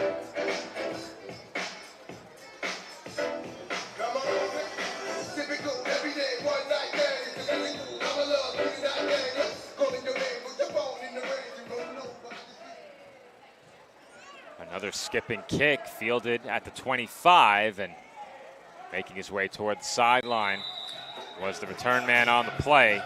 And fortunately for Jersey, they do make that tackle. It was Carlik Ware on the run back, and that run back left the Wolfpack with 13 seconds.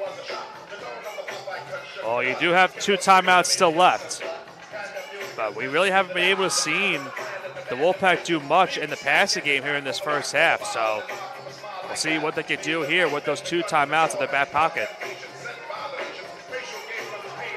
13 seconds and eternity. I would say that's probably enough for two snaps, maybe three. But you have to keep in mind the distance you need for a touchdown is only about 23 yards from here. You can get that in two plays with no issue. It's a matter of execution once again.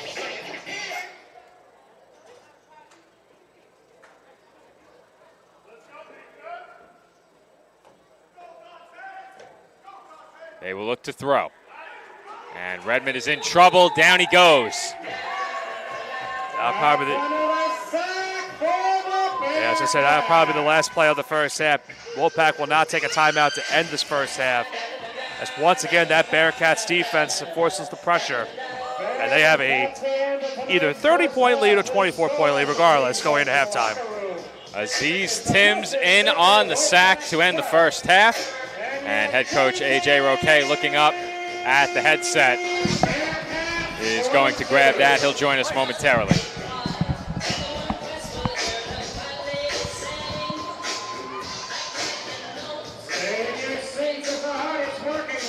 Headset a bit tighter than normal.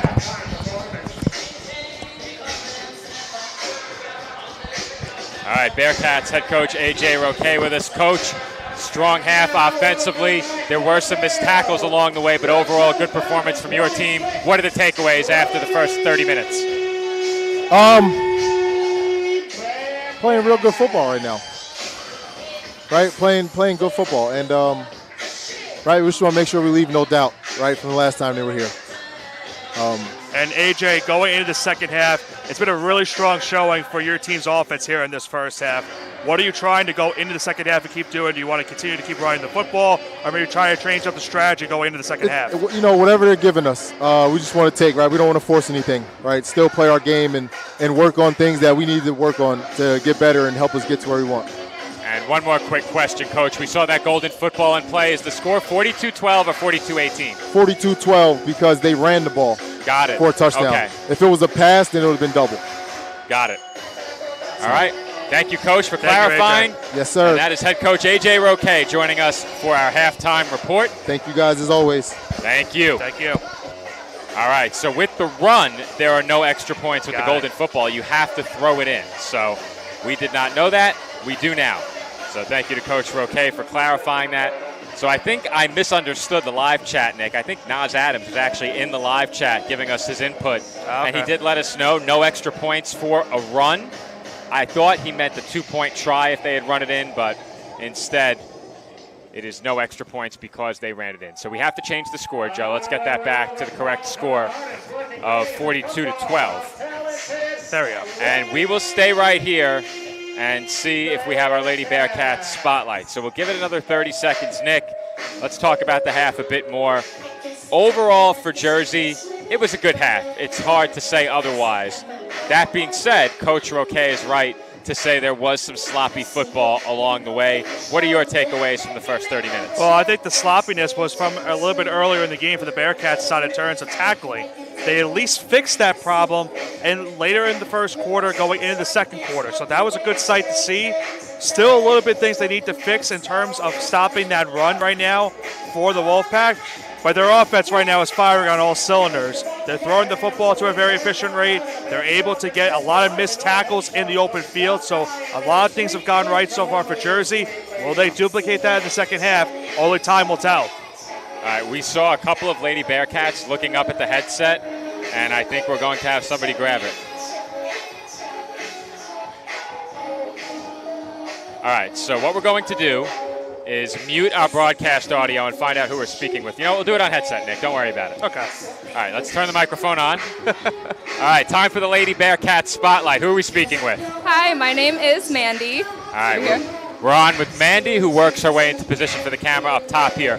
Of course, final home game of the regular season, Mandy. What's the standout memory for you for being a part of the Lady Bearcats this year?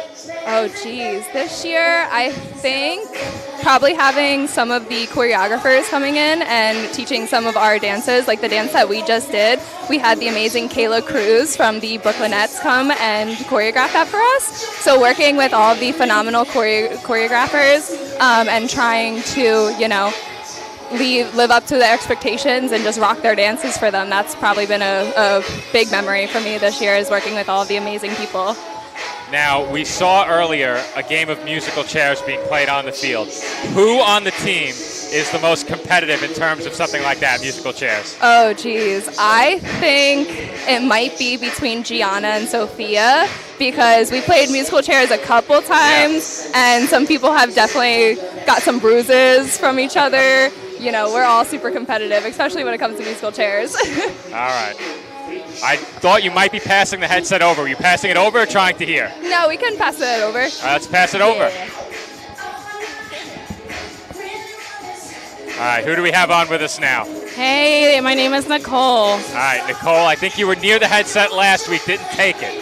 Yes, I was a little scared. I'm sorry. That's we don't bite. Nothing to be afraid of here. I'll ask you the same question I asked Mandy. I don't know if you heard her response. Mm-mm. Who on the team is the most competitive in musical chairs? We've seen the team out there playing during some of our timeout breaks. Who's most competitive? Yeah, definitely Gianna and Sophia. Same answer from both of you. Yes. Okay, so standout memory, something I asked Mandy as well. Being a part of the team this year, what's been your biggest and best memory of being a part of the Lady Bearcats in 2026? I think that it is a much smaller team, so we just all have gotten closer, and I guess just coming here and getting ready, and then I think we've all learned from each other. Same thing like with the guest choreographers, as Mandy said, it's just always a good experience, and we always are learning together and growing. So yeah. And hopefully you've also learned nothing to be afraid of, putting on the headset. Let the rest of the team know. As Nick said, we don't bite. Thanks for taking the time to speak with us. Yes, thank you so much. Thank you, of course. Thank you. That is our Lady Bearcat Spotlight. Thank you to Mandy and Nicole. I don't know if they're getting that headset back up there. There you go. Very nice. Very nice. Have to use that extra height with the step into the bench area. So that is our Lady Bearcat Spotlight. And this is halftime. Jersey over Mississippi, 42-12. Jersey Bearcats football is brought to you by Pino's Bakery. Located at 1027 Chestnut Street in Roselle, Pino's is your prime stop for specialty cakes, pastries, and deli delights. Always fresh and made to order, our family-owned shop prides itself on bringing our kitchen into your homes and your heart. Pino's is where family, tradition, and goodness are a daily thing. Visit us at 1027 Chestnut Street in Roselle or online at pinosbakery.net. Thank you to our friends at Pino's Bakery. Refined, restorative, results-driven. At CMX iMed Bar, we blend medicine, aesthetics, and wellness into one luxury experience, led by Dr. Angela Roque. Located in the heart of Pier Village, Long Branch. Visit cmximedbar.com or text 9089-232-694 to look better, feel better, live elevated. Zolnir Championship Rings is the official ring provider of the AAL, the AAL2, and your Jersey Bearcats. Zolnir provides class with excellence and is the perfect way to showcase perfection on the field of play. See the incredible selection and touch of class at Zolnir. Visit us at zchampionship.rings.com and see our competitive pricing. Give Director of Sales, Joseph Khalil, a call at 1-800-303-8548. Zolnir, official ring provider of the Jersey Bearcats and the AAL. The Jersey Bearcats are proud to welcome the sounds of DJ Sparks for the 2025 football season. As heard on Blazing 98.5 FM, DJ Sparks is perfect for nightclubs, concerts, corporate and sporting events. Bringing the party to you. The best sounds and the best time with DJ Sparks. Contact DJ Sparks on social media, email, or by phone, and let's get the party started. DJ Sparks, proud supporter of the Jersey Bearcats.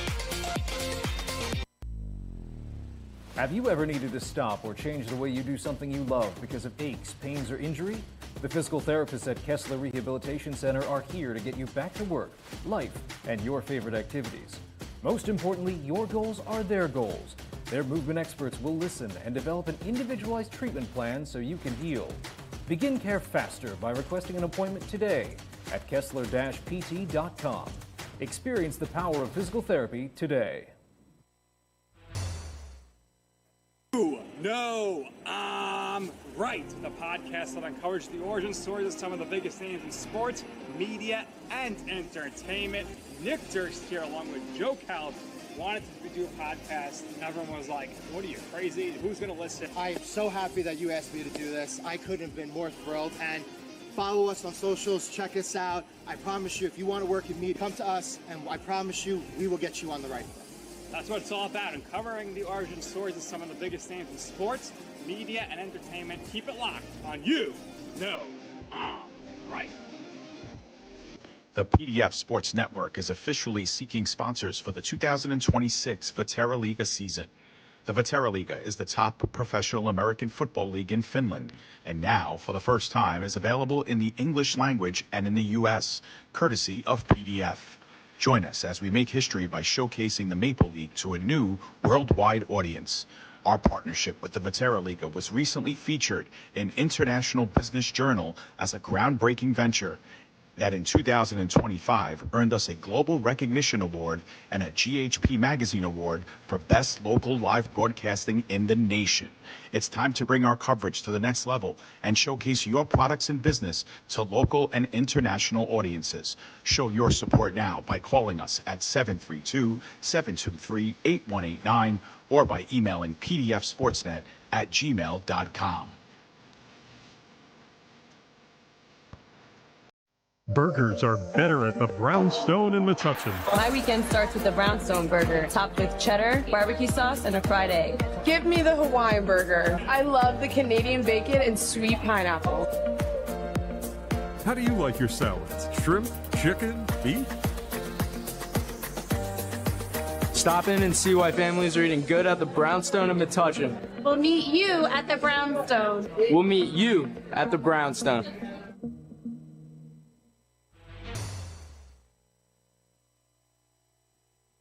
Jersey Bearcats football is brought to you by Pino's Bakery. Located at 1027 Chestnut Street in Roselle, Pino's is your prime stop for specialty cakes, pastries, and deli delights. Always fresh and made to order, our family-owned shop prides itself on bringing our kitchen into your homes and your heart. Pino's is where family, tradition, and goodness are a daily thing. Visit us at 1027 Chestnut Street in Roselle or online at pinosbakery.net. Thank you to our friends at Pino's Bakery. Refined, restorative, results-driven. At CMX iMed Bar, we blend medicine, aesthetics, and wellness into one luxury experience, led by Dr. Angela Roque. Located in the heart of Pier Village, Long Branch. Visit cmximedbar.com or text 9089-232-694 to look better, feel better, live elevated. Zolnir Championship Rings is the official ring provider of the AAL, the AAL2, and your Jersey Bearcats. Zolnir provides class with excellence and is the perfect way to showcase perfection on the field of play.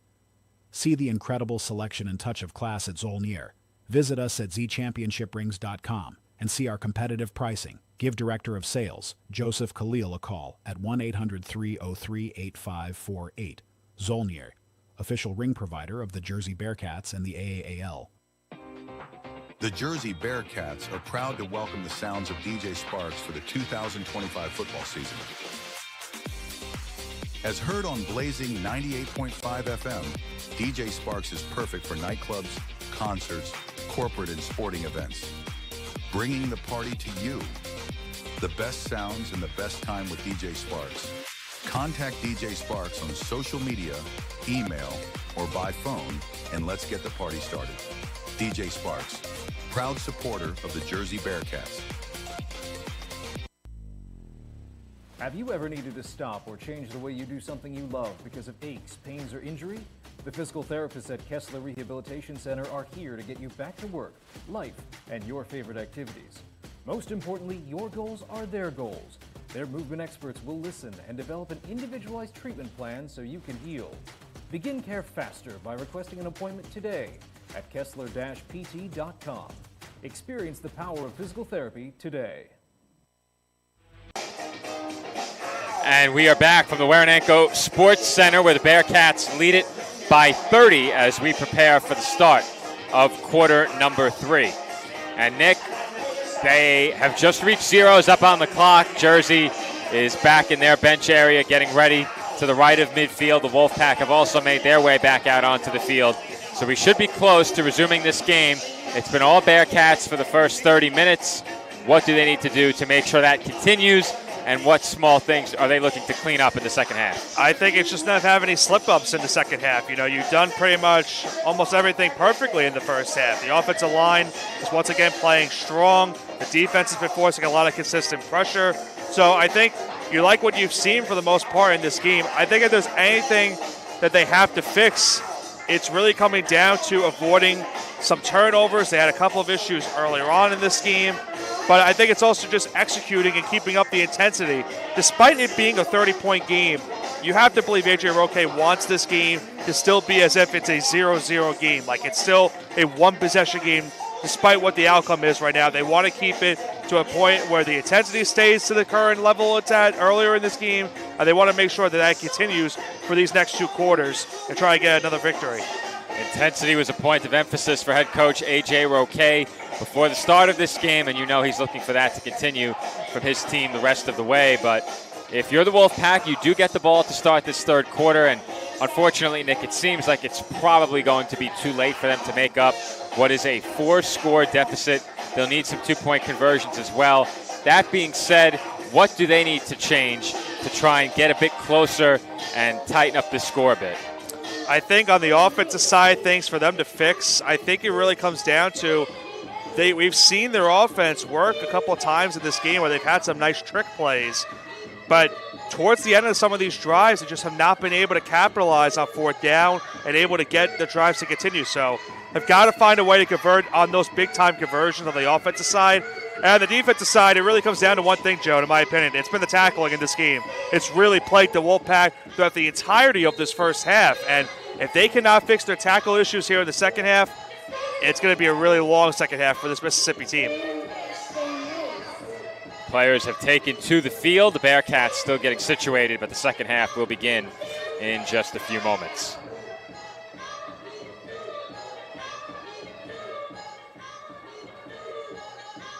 Jersey will set up the kick to begin the third. We've seen Nick Price getting the kicking duty so far in this game. Ware back deep. Or at least I thought that was Ware. It is not. Ware had a return earlier. He's positioned a bit closer to the 20. I believe that's Lorenzo Austin back deep on the far side. On the near side, Dequan Brannon is back for the Wolfpack.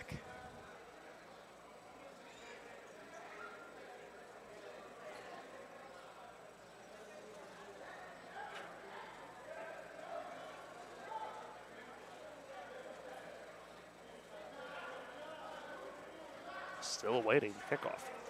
Watch out for that drone. Sure. I mean, if you're not putting this one on a line, that drone is in the crossfire. And once again, it's a low kick that skips off the fingertips of Ware. And who's on it? The Bearcats think it belongs to them. The question is, did it go out of bounds, Joe? Exactly. Did it contact the padding? I think that's what exactly happened. I believe it's going to stay Wolfpack football.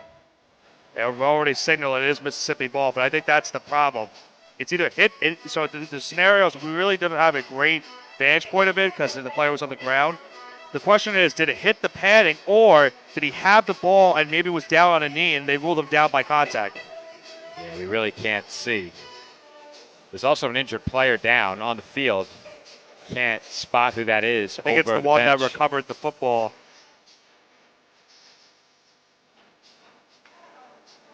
They'll tend to the injured player here with clock stopped at 14:53. Here's one more look.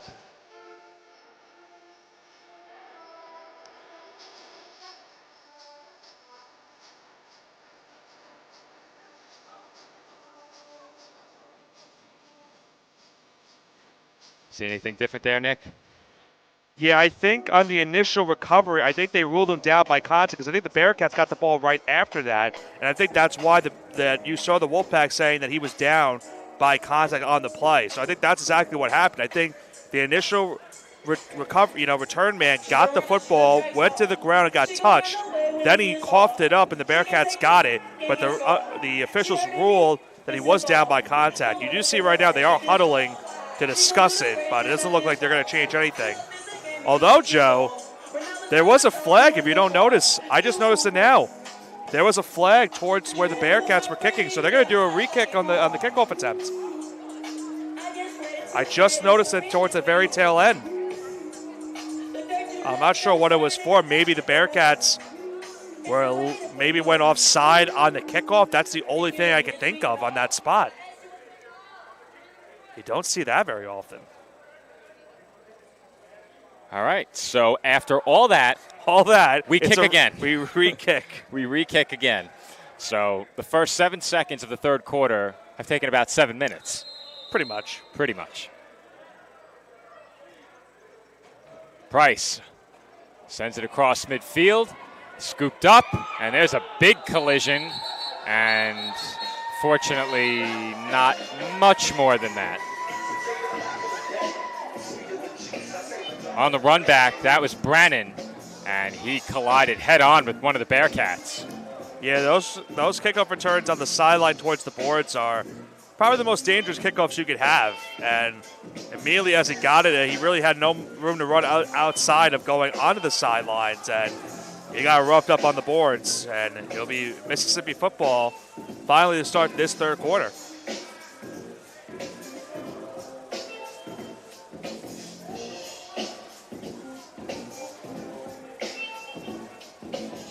Clock is running here as Mississippi looks to get situated now. There was a penalty on that play, Nick, because they moved the football up. On this play? On that return. Yeah. I didn't see a flag. I didn't see it either. Did you, Joe? They moved the football up. There's no way he got this far. Maybe could that be? Oh, I think I know why. I'll tell you in a second. Okay. It's probably from the re-kick. Okay. So they added it to the end of the play. Got it. And how about that tackle? Yeah, I think because of where how the end zones are, you really can't back them up normally how you would see in the NFL. True. So they just tacked it on towards the end of the return. That had to be what it was. Big hit there by Dominic Williams as Johnson paid the price for keeping that football. We have said his name a lot these last 2 weeks. Yeah, we sure have.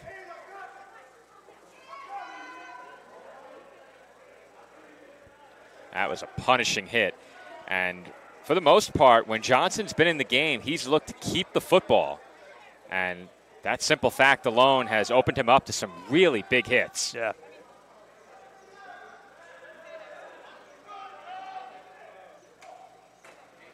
And again, Johnson will keep it. And again, he gets hit hard. Lowered his head and dove into heavy traffic, barely getting back past the original line of scrimmage. Yeah, it's a dangerous play right there, especially towards the helmet area. So thankfully he is able to get back up. But it's about third and a very long 9 upcoming here for Mississippi. 12 and a half to go, third quarter.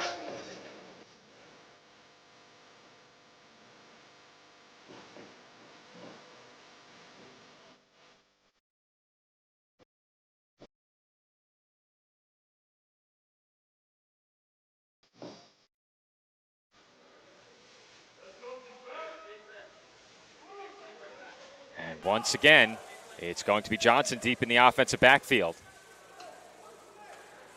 And he faked the run, looking for a throwing lane, airs it out, and it's broken up. It was another interception, Joe, dropped by the Bearcats in this game. Curran got in there to break up the pass attempt. It looked like Watkins had a step over the top, but 3 Bearcats in the area. Bit underthrown as well, you're right. Yeah, I think it was because of the pressure. That's why the ball was underthrown. You see the initial fake, then he threw it at the very tail end after getting hit. And you see Curran right there had a great opportunity of an interception, but another dropped interception the Bearcats have had in this game.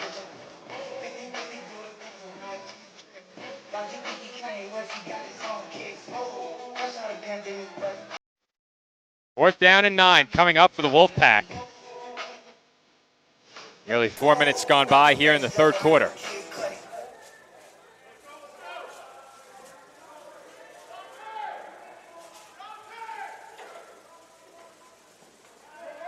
And Redmond in trouble, gets hit from behind. That is an incomplete pass. That's the right call. Yeah. And it's turnover on downs for Wolfpack. Another player we've seen a lot these last 2 weeks, too, Aziz Timms. How about the plays he has made in the last 2 games? Had a fumble recovery last week, and he made a big-time hit right there on the quarterback. He had no chance to realistically make a throw, and the Bearcats defense with a strong start toward this third quarter.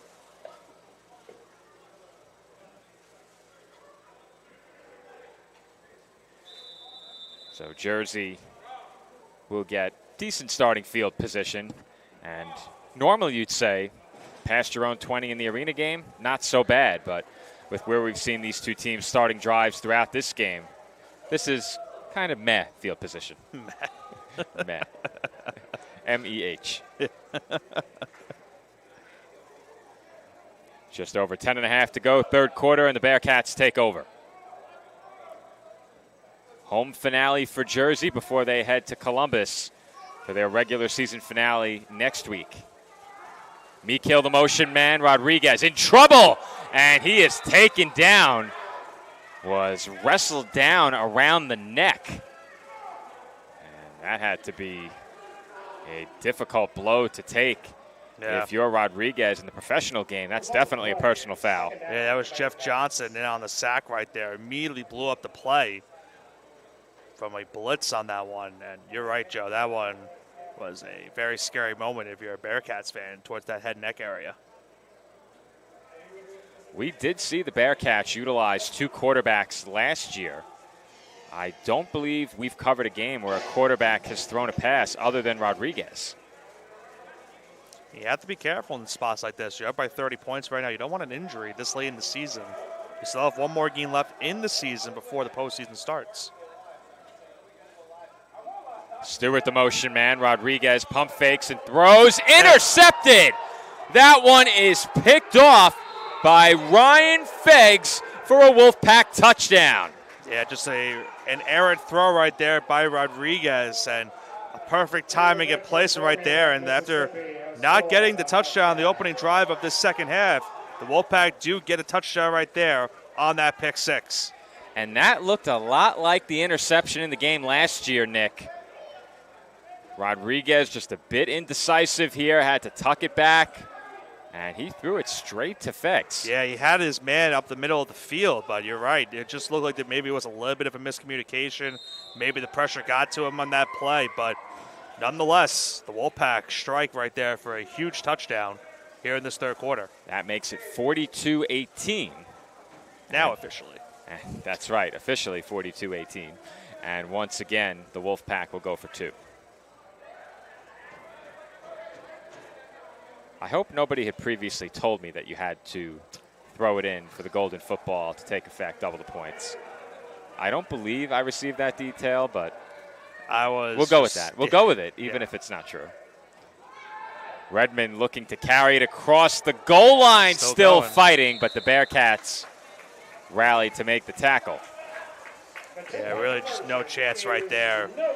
Bearcats were all over on that one, and they keep it 42-18.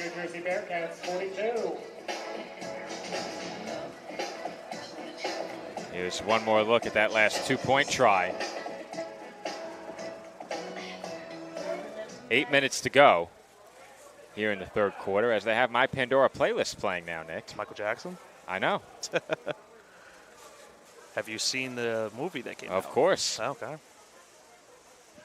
Well, you know me, Nick, the backstory of my Michael Jackson fandom. When he passed away, I did not know he was a musician.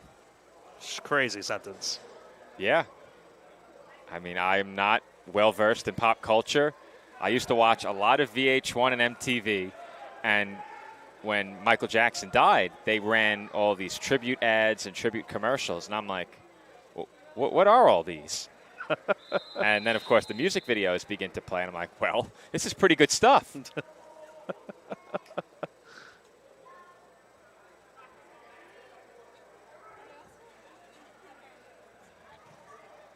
Once again, pooch kick, skipping off the turf. And that ends up in the end zone. Could be trouble, but the Bearcats will get it out. And maybe to the 5. Well, that was Wembley on the run back. They'll continue your playlist trend right here. Jersey does exist.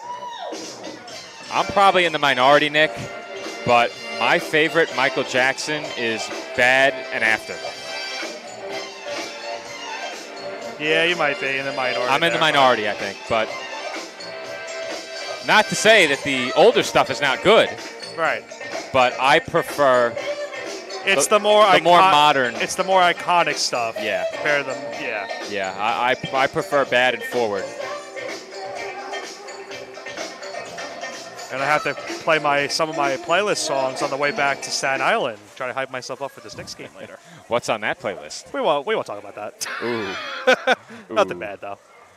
Meekill has the reception at the 20-yard line, and just like that, the Bearcats are outside the shadow of their own goalposts. It's mostly songs you would hear during game days or when we cover, at CSI.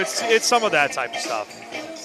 I don't like that stuff very much. Heroes playlist. Oh, Heroes playlist. Yeah. Okay. Inside joke from us too, but yes, it's mostly that stuff. Okay. Much better. Quick up-tempo offense here for the Bearcats after that first down reception. It's tossed to Ward. It's well blocked. Ward makes one man miss and is brought down at the Mississippi 15-yard line. How many times have we seen that from Ward tonight? Just evading tackles, making room with his legs, and getting extra yardage for his team. Just over 6 minutes to play, third quarter. Bearcats offense on the move at the 15-yard line. Handoff. Ward, his helmet is off. And the Wolfpack defense is fired up, but that excessive contact and playing on after the helmet came off draws a flag.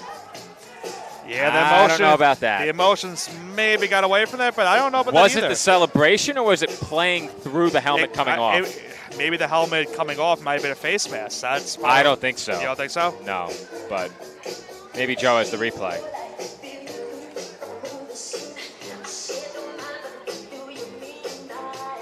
The officials talk it over. Sportsmanlike conduct on the Wolfpack. I'd like to know, was it for the celebration or playing through the helmet coming off? But we may never know. I think maybe more a celebration. Did the Wolfpack just challenge it? The head coach for the Wolfpack has thrown his challenge flag. Can you challenge a flag? No, I don't believe so. I don't think we saw one challenge last year. Do we have a replay, Joe? We don't have a monitor. We don't have a monitor. How do they... Do you have a replay of that, Joe? This might be the first challenge. They're going to the live stream on YouTube. So, Joe, if they're going to the live stream, get a slow motion replay of that last sequence. Wind it back further, because they might use it. Wind it back. The replay. Yeah, get that entire sequence, because they might be looking at it. Let's run that back. Slow motion.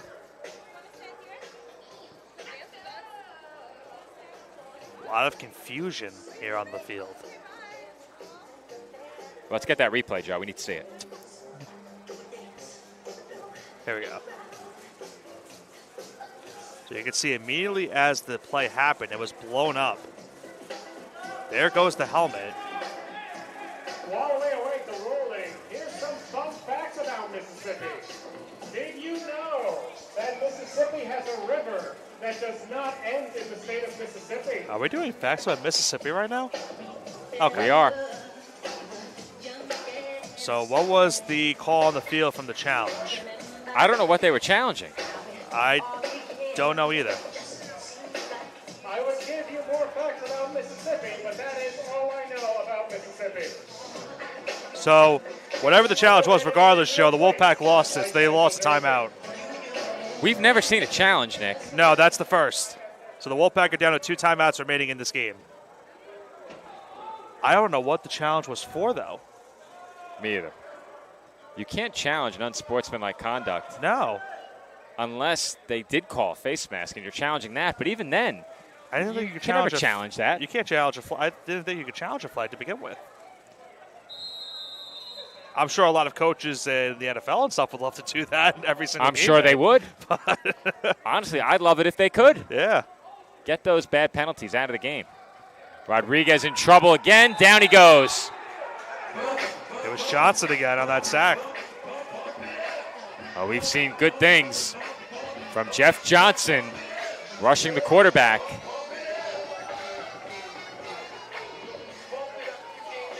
That will back Jersey up considerably here, turning what was first and goal from close to the 10 to a first and goal from the 15. They were a bit inside the 10.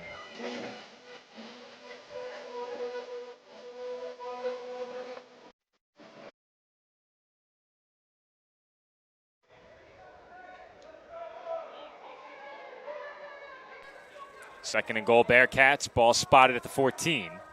Just over 4 minutes to play, third quarter. Rodriguez under pressure, throws the screen. Ward has blocking, and Ward has an easy touchdown. And that is the perfect play call for that situation, Nick. The pass rush had been getting home, and the Bearcats dial up the screen at the right time. Yeah, that's how you catch this defense sleeping and sometimes off guard throwing a screen pass like that. Perfectly well executed, good blocking down that left sideline, and a pretty much walking touchdown once again for Ward here tonight.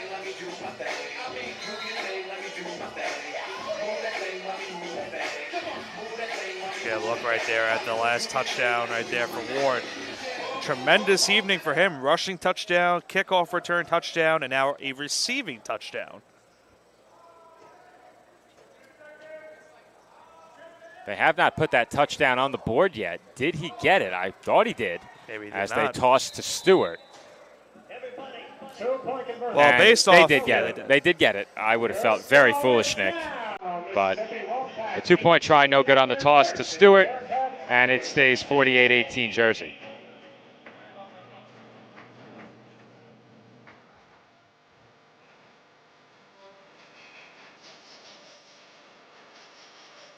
.3:13 to go, third quarter.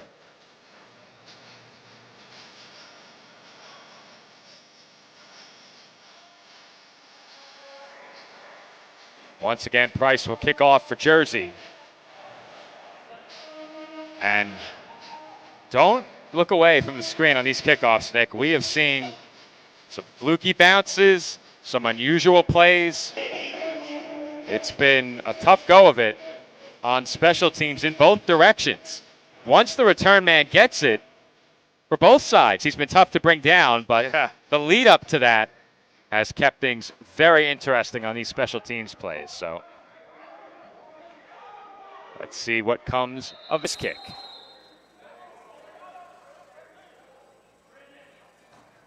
It's a pooch kick.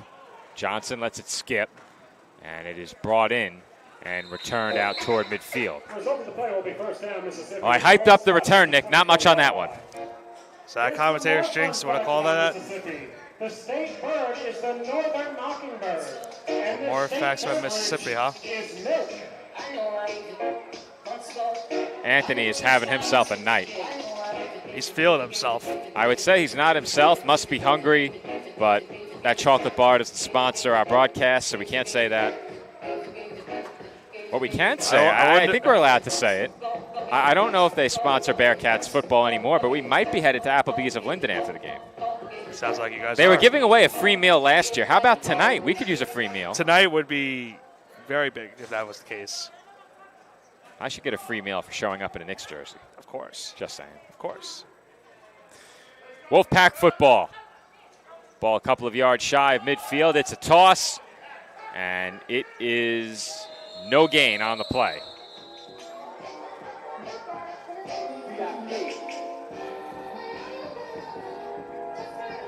I believe the ball carrier was Jason Hall.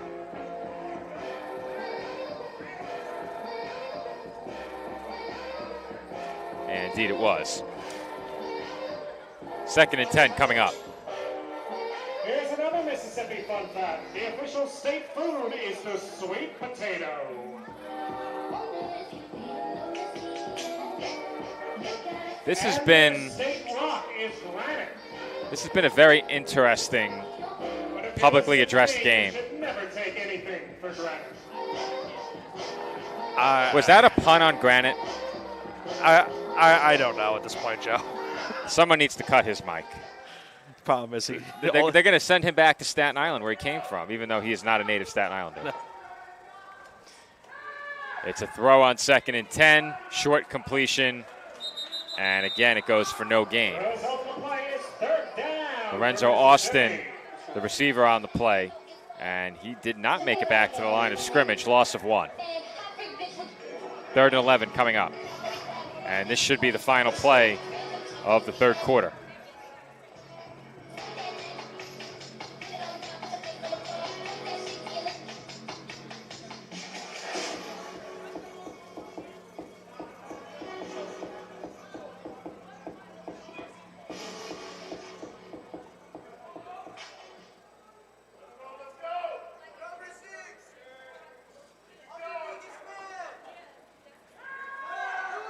And Redmond running out of time will loft it up.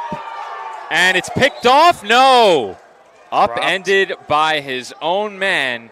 Wembley could not hold on. Tough break there for Wembley. He had it. And he was upended by Dominic Williams. Probably the only thing he's done wrong all night. That certainly is the case, as we get one more Mississippi fact before we go to the 4th quarter. So if you go there expecting any of those Western oysters, you'd be wrong. And both Williams and Wembley are doing push-ups now. Like to see that discipline right there.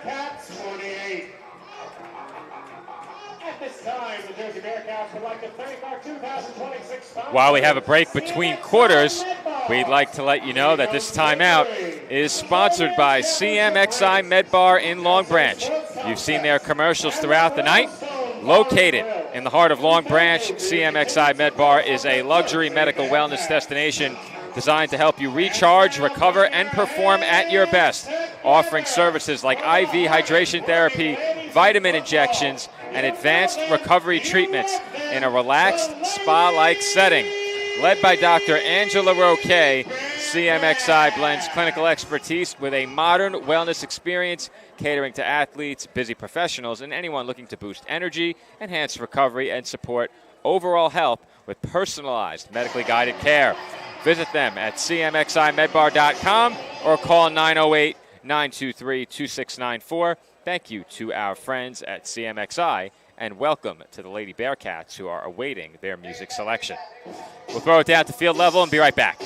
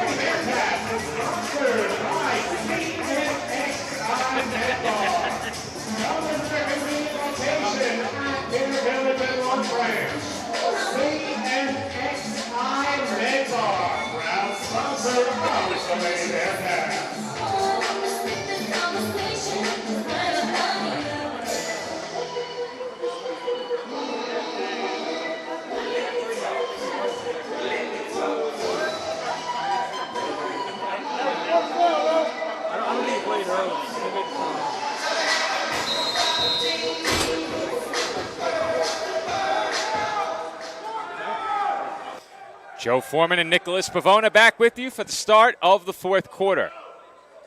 Two teams switch sides for a 4th down snap. And Joe, it is fumbled.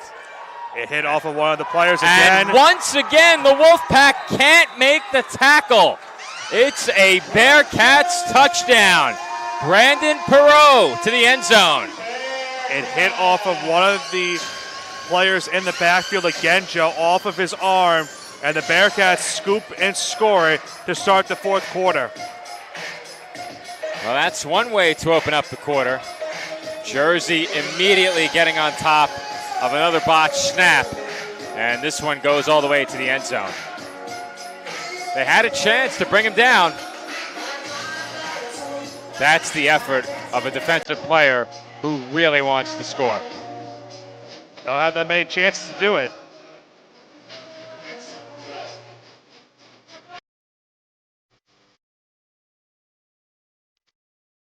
Bearcats will line up to go for two. And Nick, we made the point before. We had not seen a player throw a pass at quarterback outside of Mateo Rodriguez all year. That could change right here. Not yet. It's a handoff to Ward. He reverses field. And I think he may have gotten in, Nick. You're shaking your head. No, but he's in. His feet got in for sure. Did the ball get in is the question. Yeah, I couldn't really tell from that angle. That's why I didn't think he got in initially, but that's why I'm up here and the officials are on the field. 2-point conversion for the Bearcats. Hezekiah Watkins at quarterback for that 2-point try.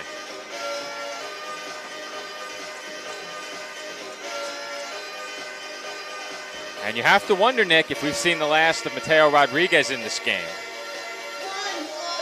You think that'd be the right move? Yeah, with the lead you have right now, you have to take him out. To be fair, though, they've had bigger leads and have not taken him out all season that we've seen.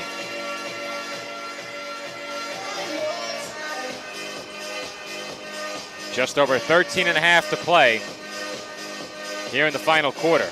Your score is now Mississippi 18 and the Jersey Bearcats 54. So, Joe, I was correct. They wiped off the 2-point conversion. Oh, they took it off the board. Took it off.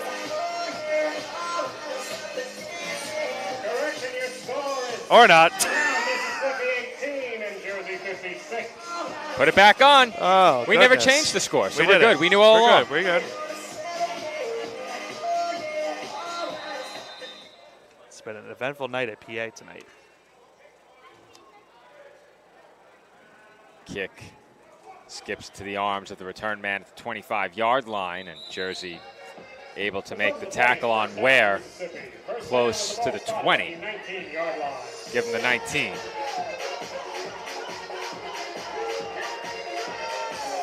This drive starts in plus territory once again for Mississippi. And I think if you're the Wolfpack, the disappointing aspect of this game isn't necessarily the score. It's the fact that you've started so many drives in plus territory and have only scored offensively twice. Yeah, they've had chances to trade these punches back and forth, but they just have not been able to capitalize in this game, and that's really been the downside of this game for Mississippi. They've just not been able to take those advantages of this game like we saw last season in the championship game. They took advantage of a lot of mistakes from Jersey last year, have not taken advantage of it in this time around.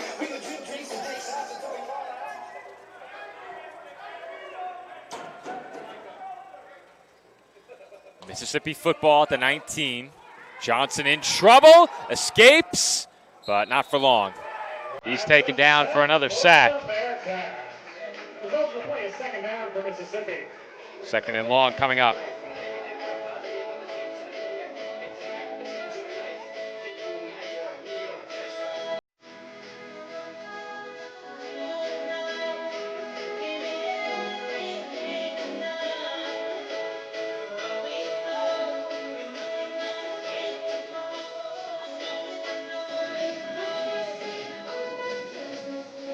Clock running inside of 12 minutes.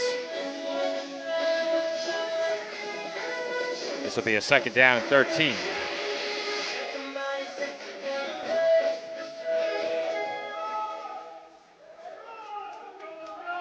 Johnson taking this snap from well behind the line of scrimmage out of the gun. And it's a false start. And you have to wonder, Nick, if they were going to snap that to the back hall. He was moving under center. Yeah, I'm not sure. Did you know Mississippi was the 20th state admitted into the Union? If they had a false start back then, maybe they would have been 19th. I'm very glad you did not hear what he just said. I heard another fun fact. Yeah, it was. That might have been the worst fun fact of the night. That was rough. And again, Johnson trying to get away. He does, and is able to sail it toward his own bench. Yeah, it's either going to be intentional grounding or roughing the passer. Flag came out in the backfield. Very quick. Is your bet on grounding or roughing? Probably grounding. Only because... Intentional grounding. Yeah.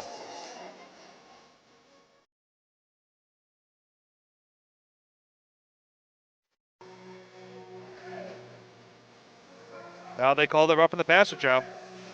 Well, they signaled grounding. I know. It looked like it initially.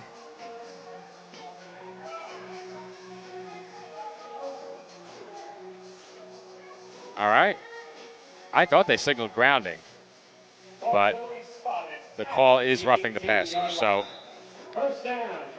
first down, Wolfpack. Just over 10.5 to play.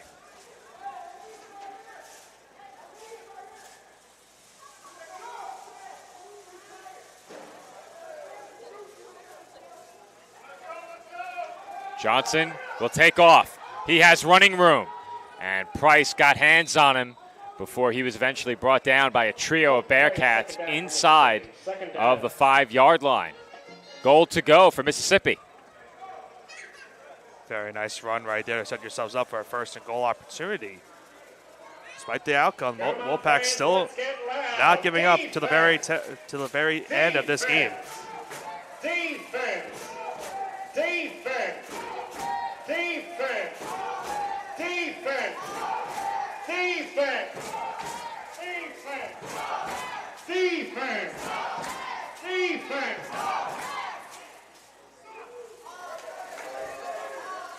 This appears to be a goal to go from the 1. Mississippi lining up under center. Hall and Redmond side by side. And I think they got the Wolfpack for a false start. Indeed, they did. False start on Mississippi. Fans, I think for our next halftime contest, we should have the Lady Bearcats try to spell Mississippi. That was some troll on public address. We could have asked at halftime whether or not the Lady Bearcats are able to spell Mississippi. I needed some help to make the graphics. Yeah. Not really. No. That's one of those words that they hammer at home so many times. You have to get it right.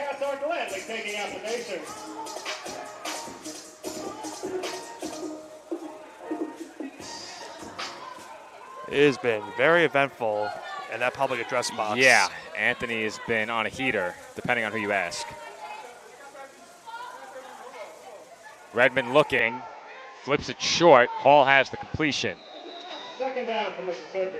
And he is back to the 5. We got a spare pail or compound somewhere.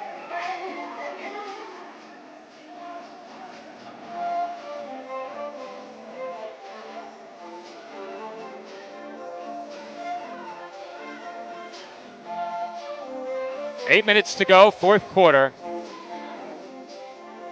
Wolfpack are getting in on the dancing. Nick is not impressed. Certainly something. I'll just say that.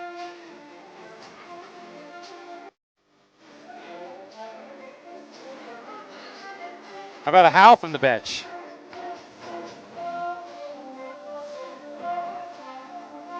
Yeah, it's just outside the frame of our camera. But we've seen a lot of firsts in this game tonight. I'm inclined to agree with you.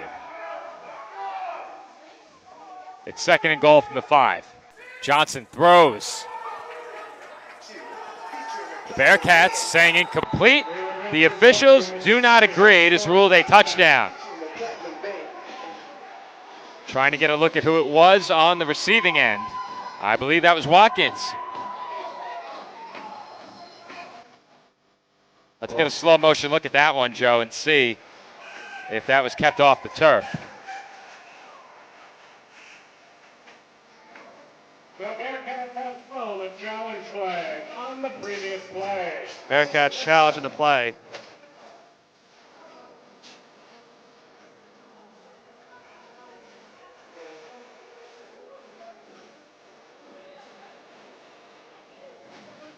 What do you see, Nick?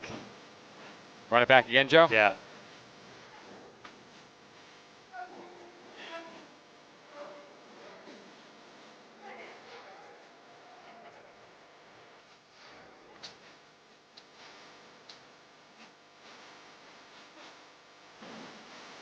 I don't see anything that leads me to believe he dropped it. Yeah, I don't know if there's going to be enough evidence to overturn that. That's the problem. Dave says touchdown back at home.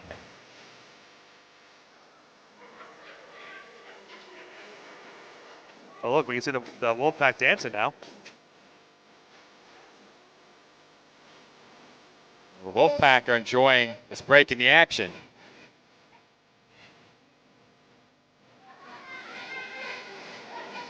Well, I could think of a few Nick fans who might be having a tough time.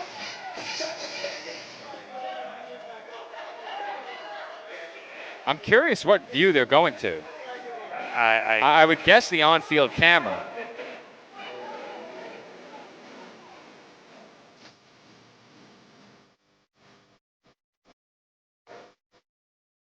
What is this called? The cha-cha slide? Nick is neither doing the cha-cha nor sliding. Neither. The only right foot stop I'll be doing is on the gas pedal on the way back home. All gas, no brakes, Bavona. There you go. No more car accidents for you, sir. Yeah, no. As Let's that keep it that pass is incomplete. There are a lot of maniacs out there on the road, so let's keep it that way. So, touchdown didn't stand. It's they overturned it. Yeah. He just did the yeehaw. No, any comments on that? They're having a blast here at Warren. They are. They are.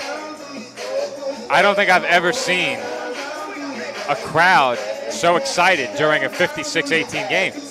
Yeah. We've seen some dance competitions back at the College Side Island, but not like this. I've never danced in my life, Nick. Though, I mean, can you consider a seated celebration a dance? Yeah, Johnson sure. Throws, intercepted, but a flag is down in the end zone. Price on the run back has a chance to go all the way, and he is short of the end zone. But Nick, I think this one's coming back. Yeah, it looked like there was some contact on the play.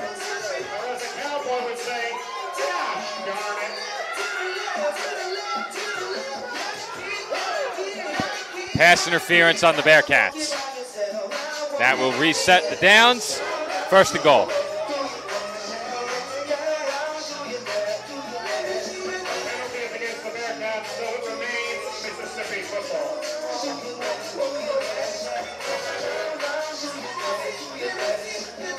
Here's a look.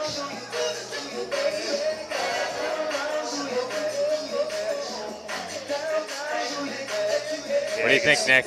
Yeah, you can easily see it right there. You didn't see an issue when the pick happened, but you saw the defender making the tackle on the intended receiver. That's why that ball was thrown in the fashion that it was thrown. All I'll say about it is that I don't think they needed to do it. No. Whether or not it was the right call, really tough to tell in the replay. I would assume it was the right call, but it was unnecessary. And more flags on the field. Yeah, I don't know if this play is going to stand either. Jersey is pointing in their direction. They think they recovered a fumble. But as soon as that ball was snapped, the flag came out. It's a good thing we didn't have dinner reservations, Nick.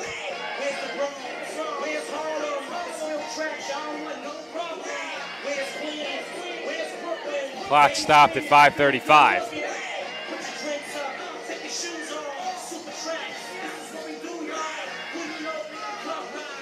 Flag came out of the secondary immediately. What was the call? It was immediately thrown as soon as the ball was snapped. They're talking this one over as well. So I don't think the referees have made the call yet. I don't think the referees realize what's going on in about 15 minutes.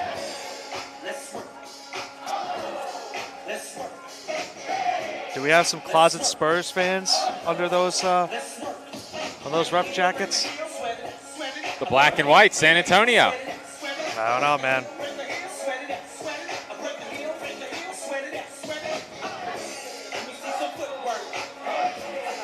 I'll tell you, Nick, I don't talk to strangers. I made more friends today wearing this jersey than I've made in years. Of all ages. I had in Dick's Sporting Goods an elderly couple. I was helping them apparel shop for their grandson. And then plenty more residents in my complex saw the jersey driving by. Let's go Knicks. Yeah. It's been that kind of day. It's honestly been that last couple of months with the way the success has been for this team. You know, you see someone wearing Knicks gear, you have to.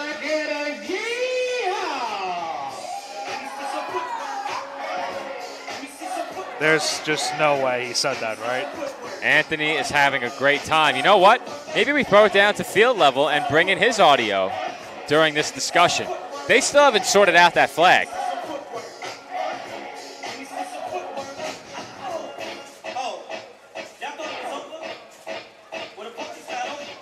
I have 4 words for a situation like this, Nick. You know those 4 words.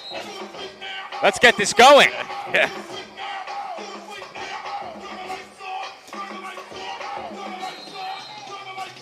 Nothing more than I hate than stoppage because of the officials taking a lot of time off.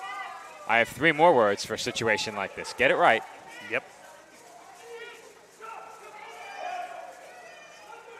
And the ball carrier, Johnson, has stood up. Williams in on the tackle. 2nd and goal yet again.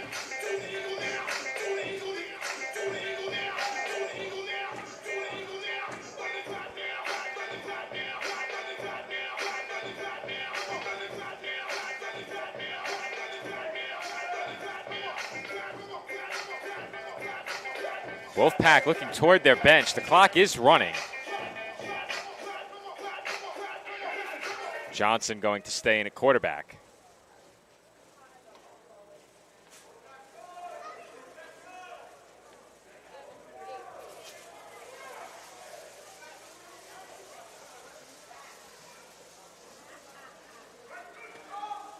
Just under 5 minutes to go. 2nd and goal, Wolfpack. And once again, Johnson taken down and upended.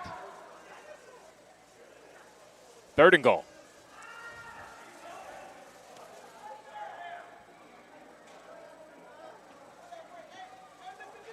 For any of those keeping up with the World Cup, the game that was held in MetLife between Brazil and Morocco ended in a 1-1 draw. That's some World Cup results. One of my old coworkers was at MetLife Stadium today watching that matchup. I love the experience of a World Cup game, but I heard about those public transportation arrangements. Oh, yeah. Very bad. I can't do it, Nick. I can't take public transit. It's bad enough to get out of MetLife as it is, and then they made it even worse. Hall, the ball carrier on the direct snap. He is stood up and driven down. Rose over the play is 4th down, Mississippi. Good job with that Bearcat defensive front. Can I get a yeehaw? Can I get a defense? Defense! Defense! 4th and goal. It's lively in here. And Nick, it seems like this drive has taken almost the entire quarter. It pretty much has. It really hasn't, but it feels that way. It feels like it. When I'm channeling my feelings, you know there's a problem. Yeah, me too. Direct snap. Hall nearly fumbled it. And again, he is stopped short. Jersey giving up no ground on the goal line as they deny the Wolfpack on 4th and goal. 56-18, and it doesn't matter. This Bearcats defense still playing to a top efficient level, getting the goal line stand right there and forcing a turnover on downs. Well, we spoke about the intensity that the Bearcats were looking to bring to this game. I think it's fair to say they delivered on that defensive stand. And, of course, in the grand scheme of this game, not scoring on that drive isn't going to matter, Nick, but it has to be demoralizing for Mississippi not to come away with any points. Yeah, it's been a couple of those drives in this game where they've had chances to put up points on the board and just not able to capitalize, as I mentioned earlier on in this game, and that's really been a disheartening thing for this Wolfpack team. They'll have to fix that next week in their matchup against Wheeling. Bearcats are looking to throw. It's a deep shot. Downfield. Mekill there. He's got it. And he's down with goal to go. And he comes up hobbled. Might have rolled his ankle on that play. Wembley will take his place as he limps to the bench.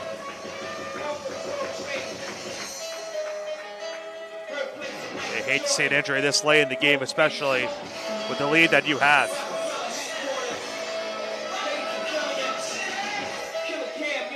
First and goal, Bearcats. Just over 2:20 to go. Rodriguez under center, flanked by Ward. And that's a fumbled snap. Rodriguez trying to break, contain, and he cannot. He's down about 4 yards behind the line of scrimmage. Second and goal. I will say, I am surprised Rodriguez is in the game at this point. Enrique Crumbs was shaken up on that play, it appeared.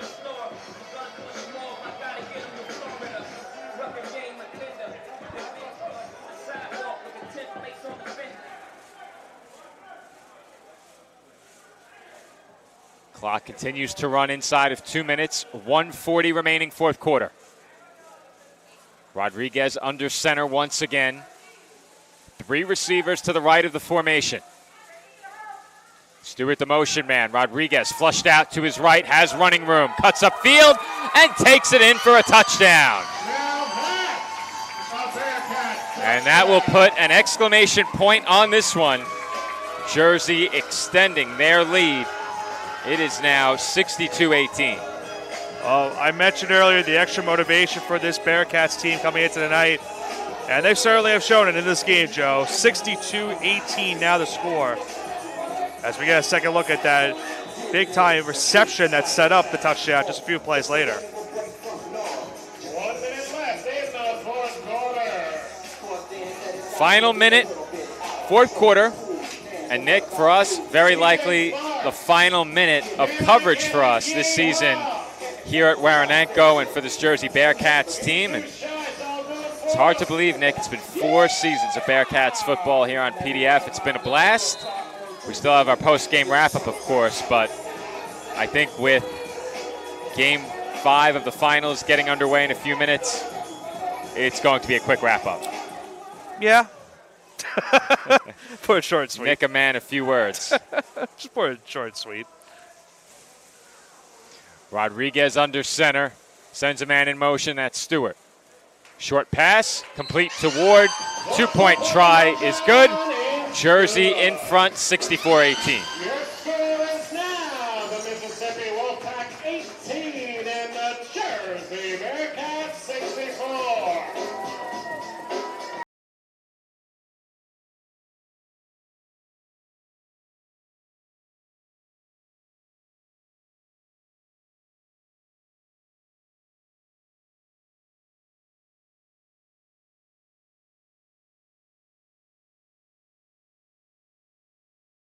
Try something different. When I say yee, you say ha. Yee! Yee! Let's go Bearcats! We had to throw it to PA just once, Nick. Let's go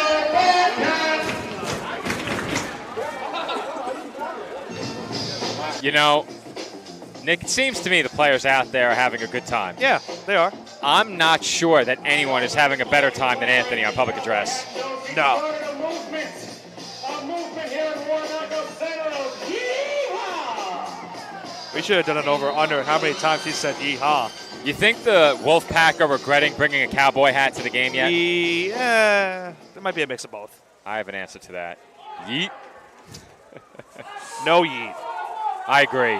Ball As still loose, Jersey Bearcats is have going it. to scoop and score. Make it an even 70 on the board for Jersey. Mississippi had a lot of chances to score in this game. Haven't scored much here in the second half, but you hate to see the game end like this. A failure on 4th and goal from the 1-inch line, and then a touchdown conceded on special teams. Yeah, and unfortunately just a lot of big mishaps for the Wolfpack. Still still can't believe what's going on in public address right now. But nonetheless, the Wolfpack have got a lot of issues to fix, Joe, with one game left in the regular season before the playoffs come around.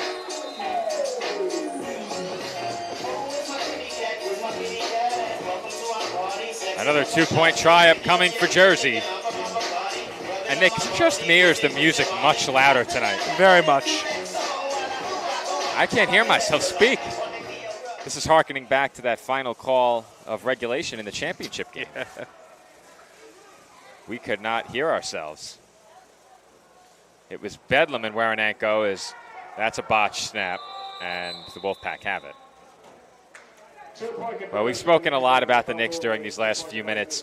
I found a great T-shirt on the way here in Dick's Sporting Goods. I was at the game the other night when the Knicks came back, and they had a shirt in Dick's Sporting Goods. It was called Breaking Tees. So I guess these are shirts that are printed shortly after a big event occurs. And it had Mike Breen's Bedlam in Madison Square Garden call on the shirt with the date and the score of the game. Had to have it. What a design. Yeah. I was very jealous. I could not be there to witness it, but after witnessing that Cavs comeback, I know for certain it got extended to an even further level in terms of the enthusiasm and the euphoria of how the Garden was that night. I would say between the two of us, we've been to 3 of the best games in Knicks playoff history. You in that game, myself at the NBA Finals, and then last year I was at the game where Dante DiVincenzo hit the 3 against Philadelphia. Was that last year or 2 years ago? 2 years ago. Time flies when you're having fun. That's right. That should be the final play of the game. Or not. Not quite. Almost. Not quite. Oh, more fun facts. There's 10.1 remaining. Was that Mississippi, 15-hour drive? Oh, okay. I didn't hear the full extent. I thought he said 40. I said, what?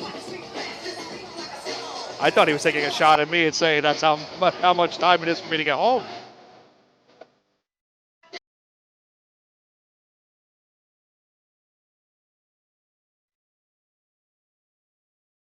Final 10 seconds here at Waranenko. Will they take a shot for the end zone or let this one end? Nick's indifferent. I don't know, honestly. I think they'll throw the ball. This has been a game. Let's put it that way. It's been something. Let's go Bearcats! 10.1 on the clock. This could be the final play, and it is a run. Paul back to the line of scrimmage, and not much further. That will do it.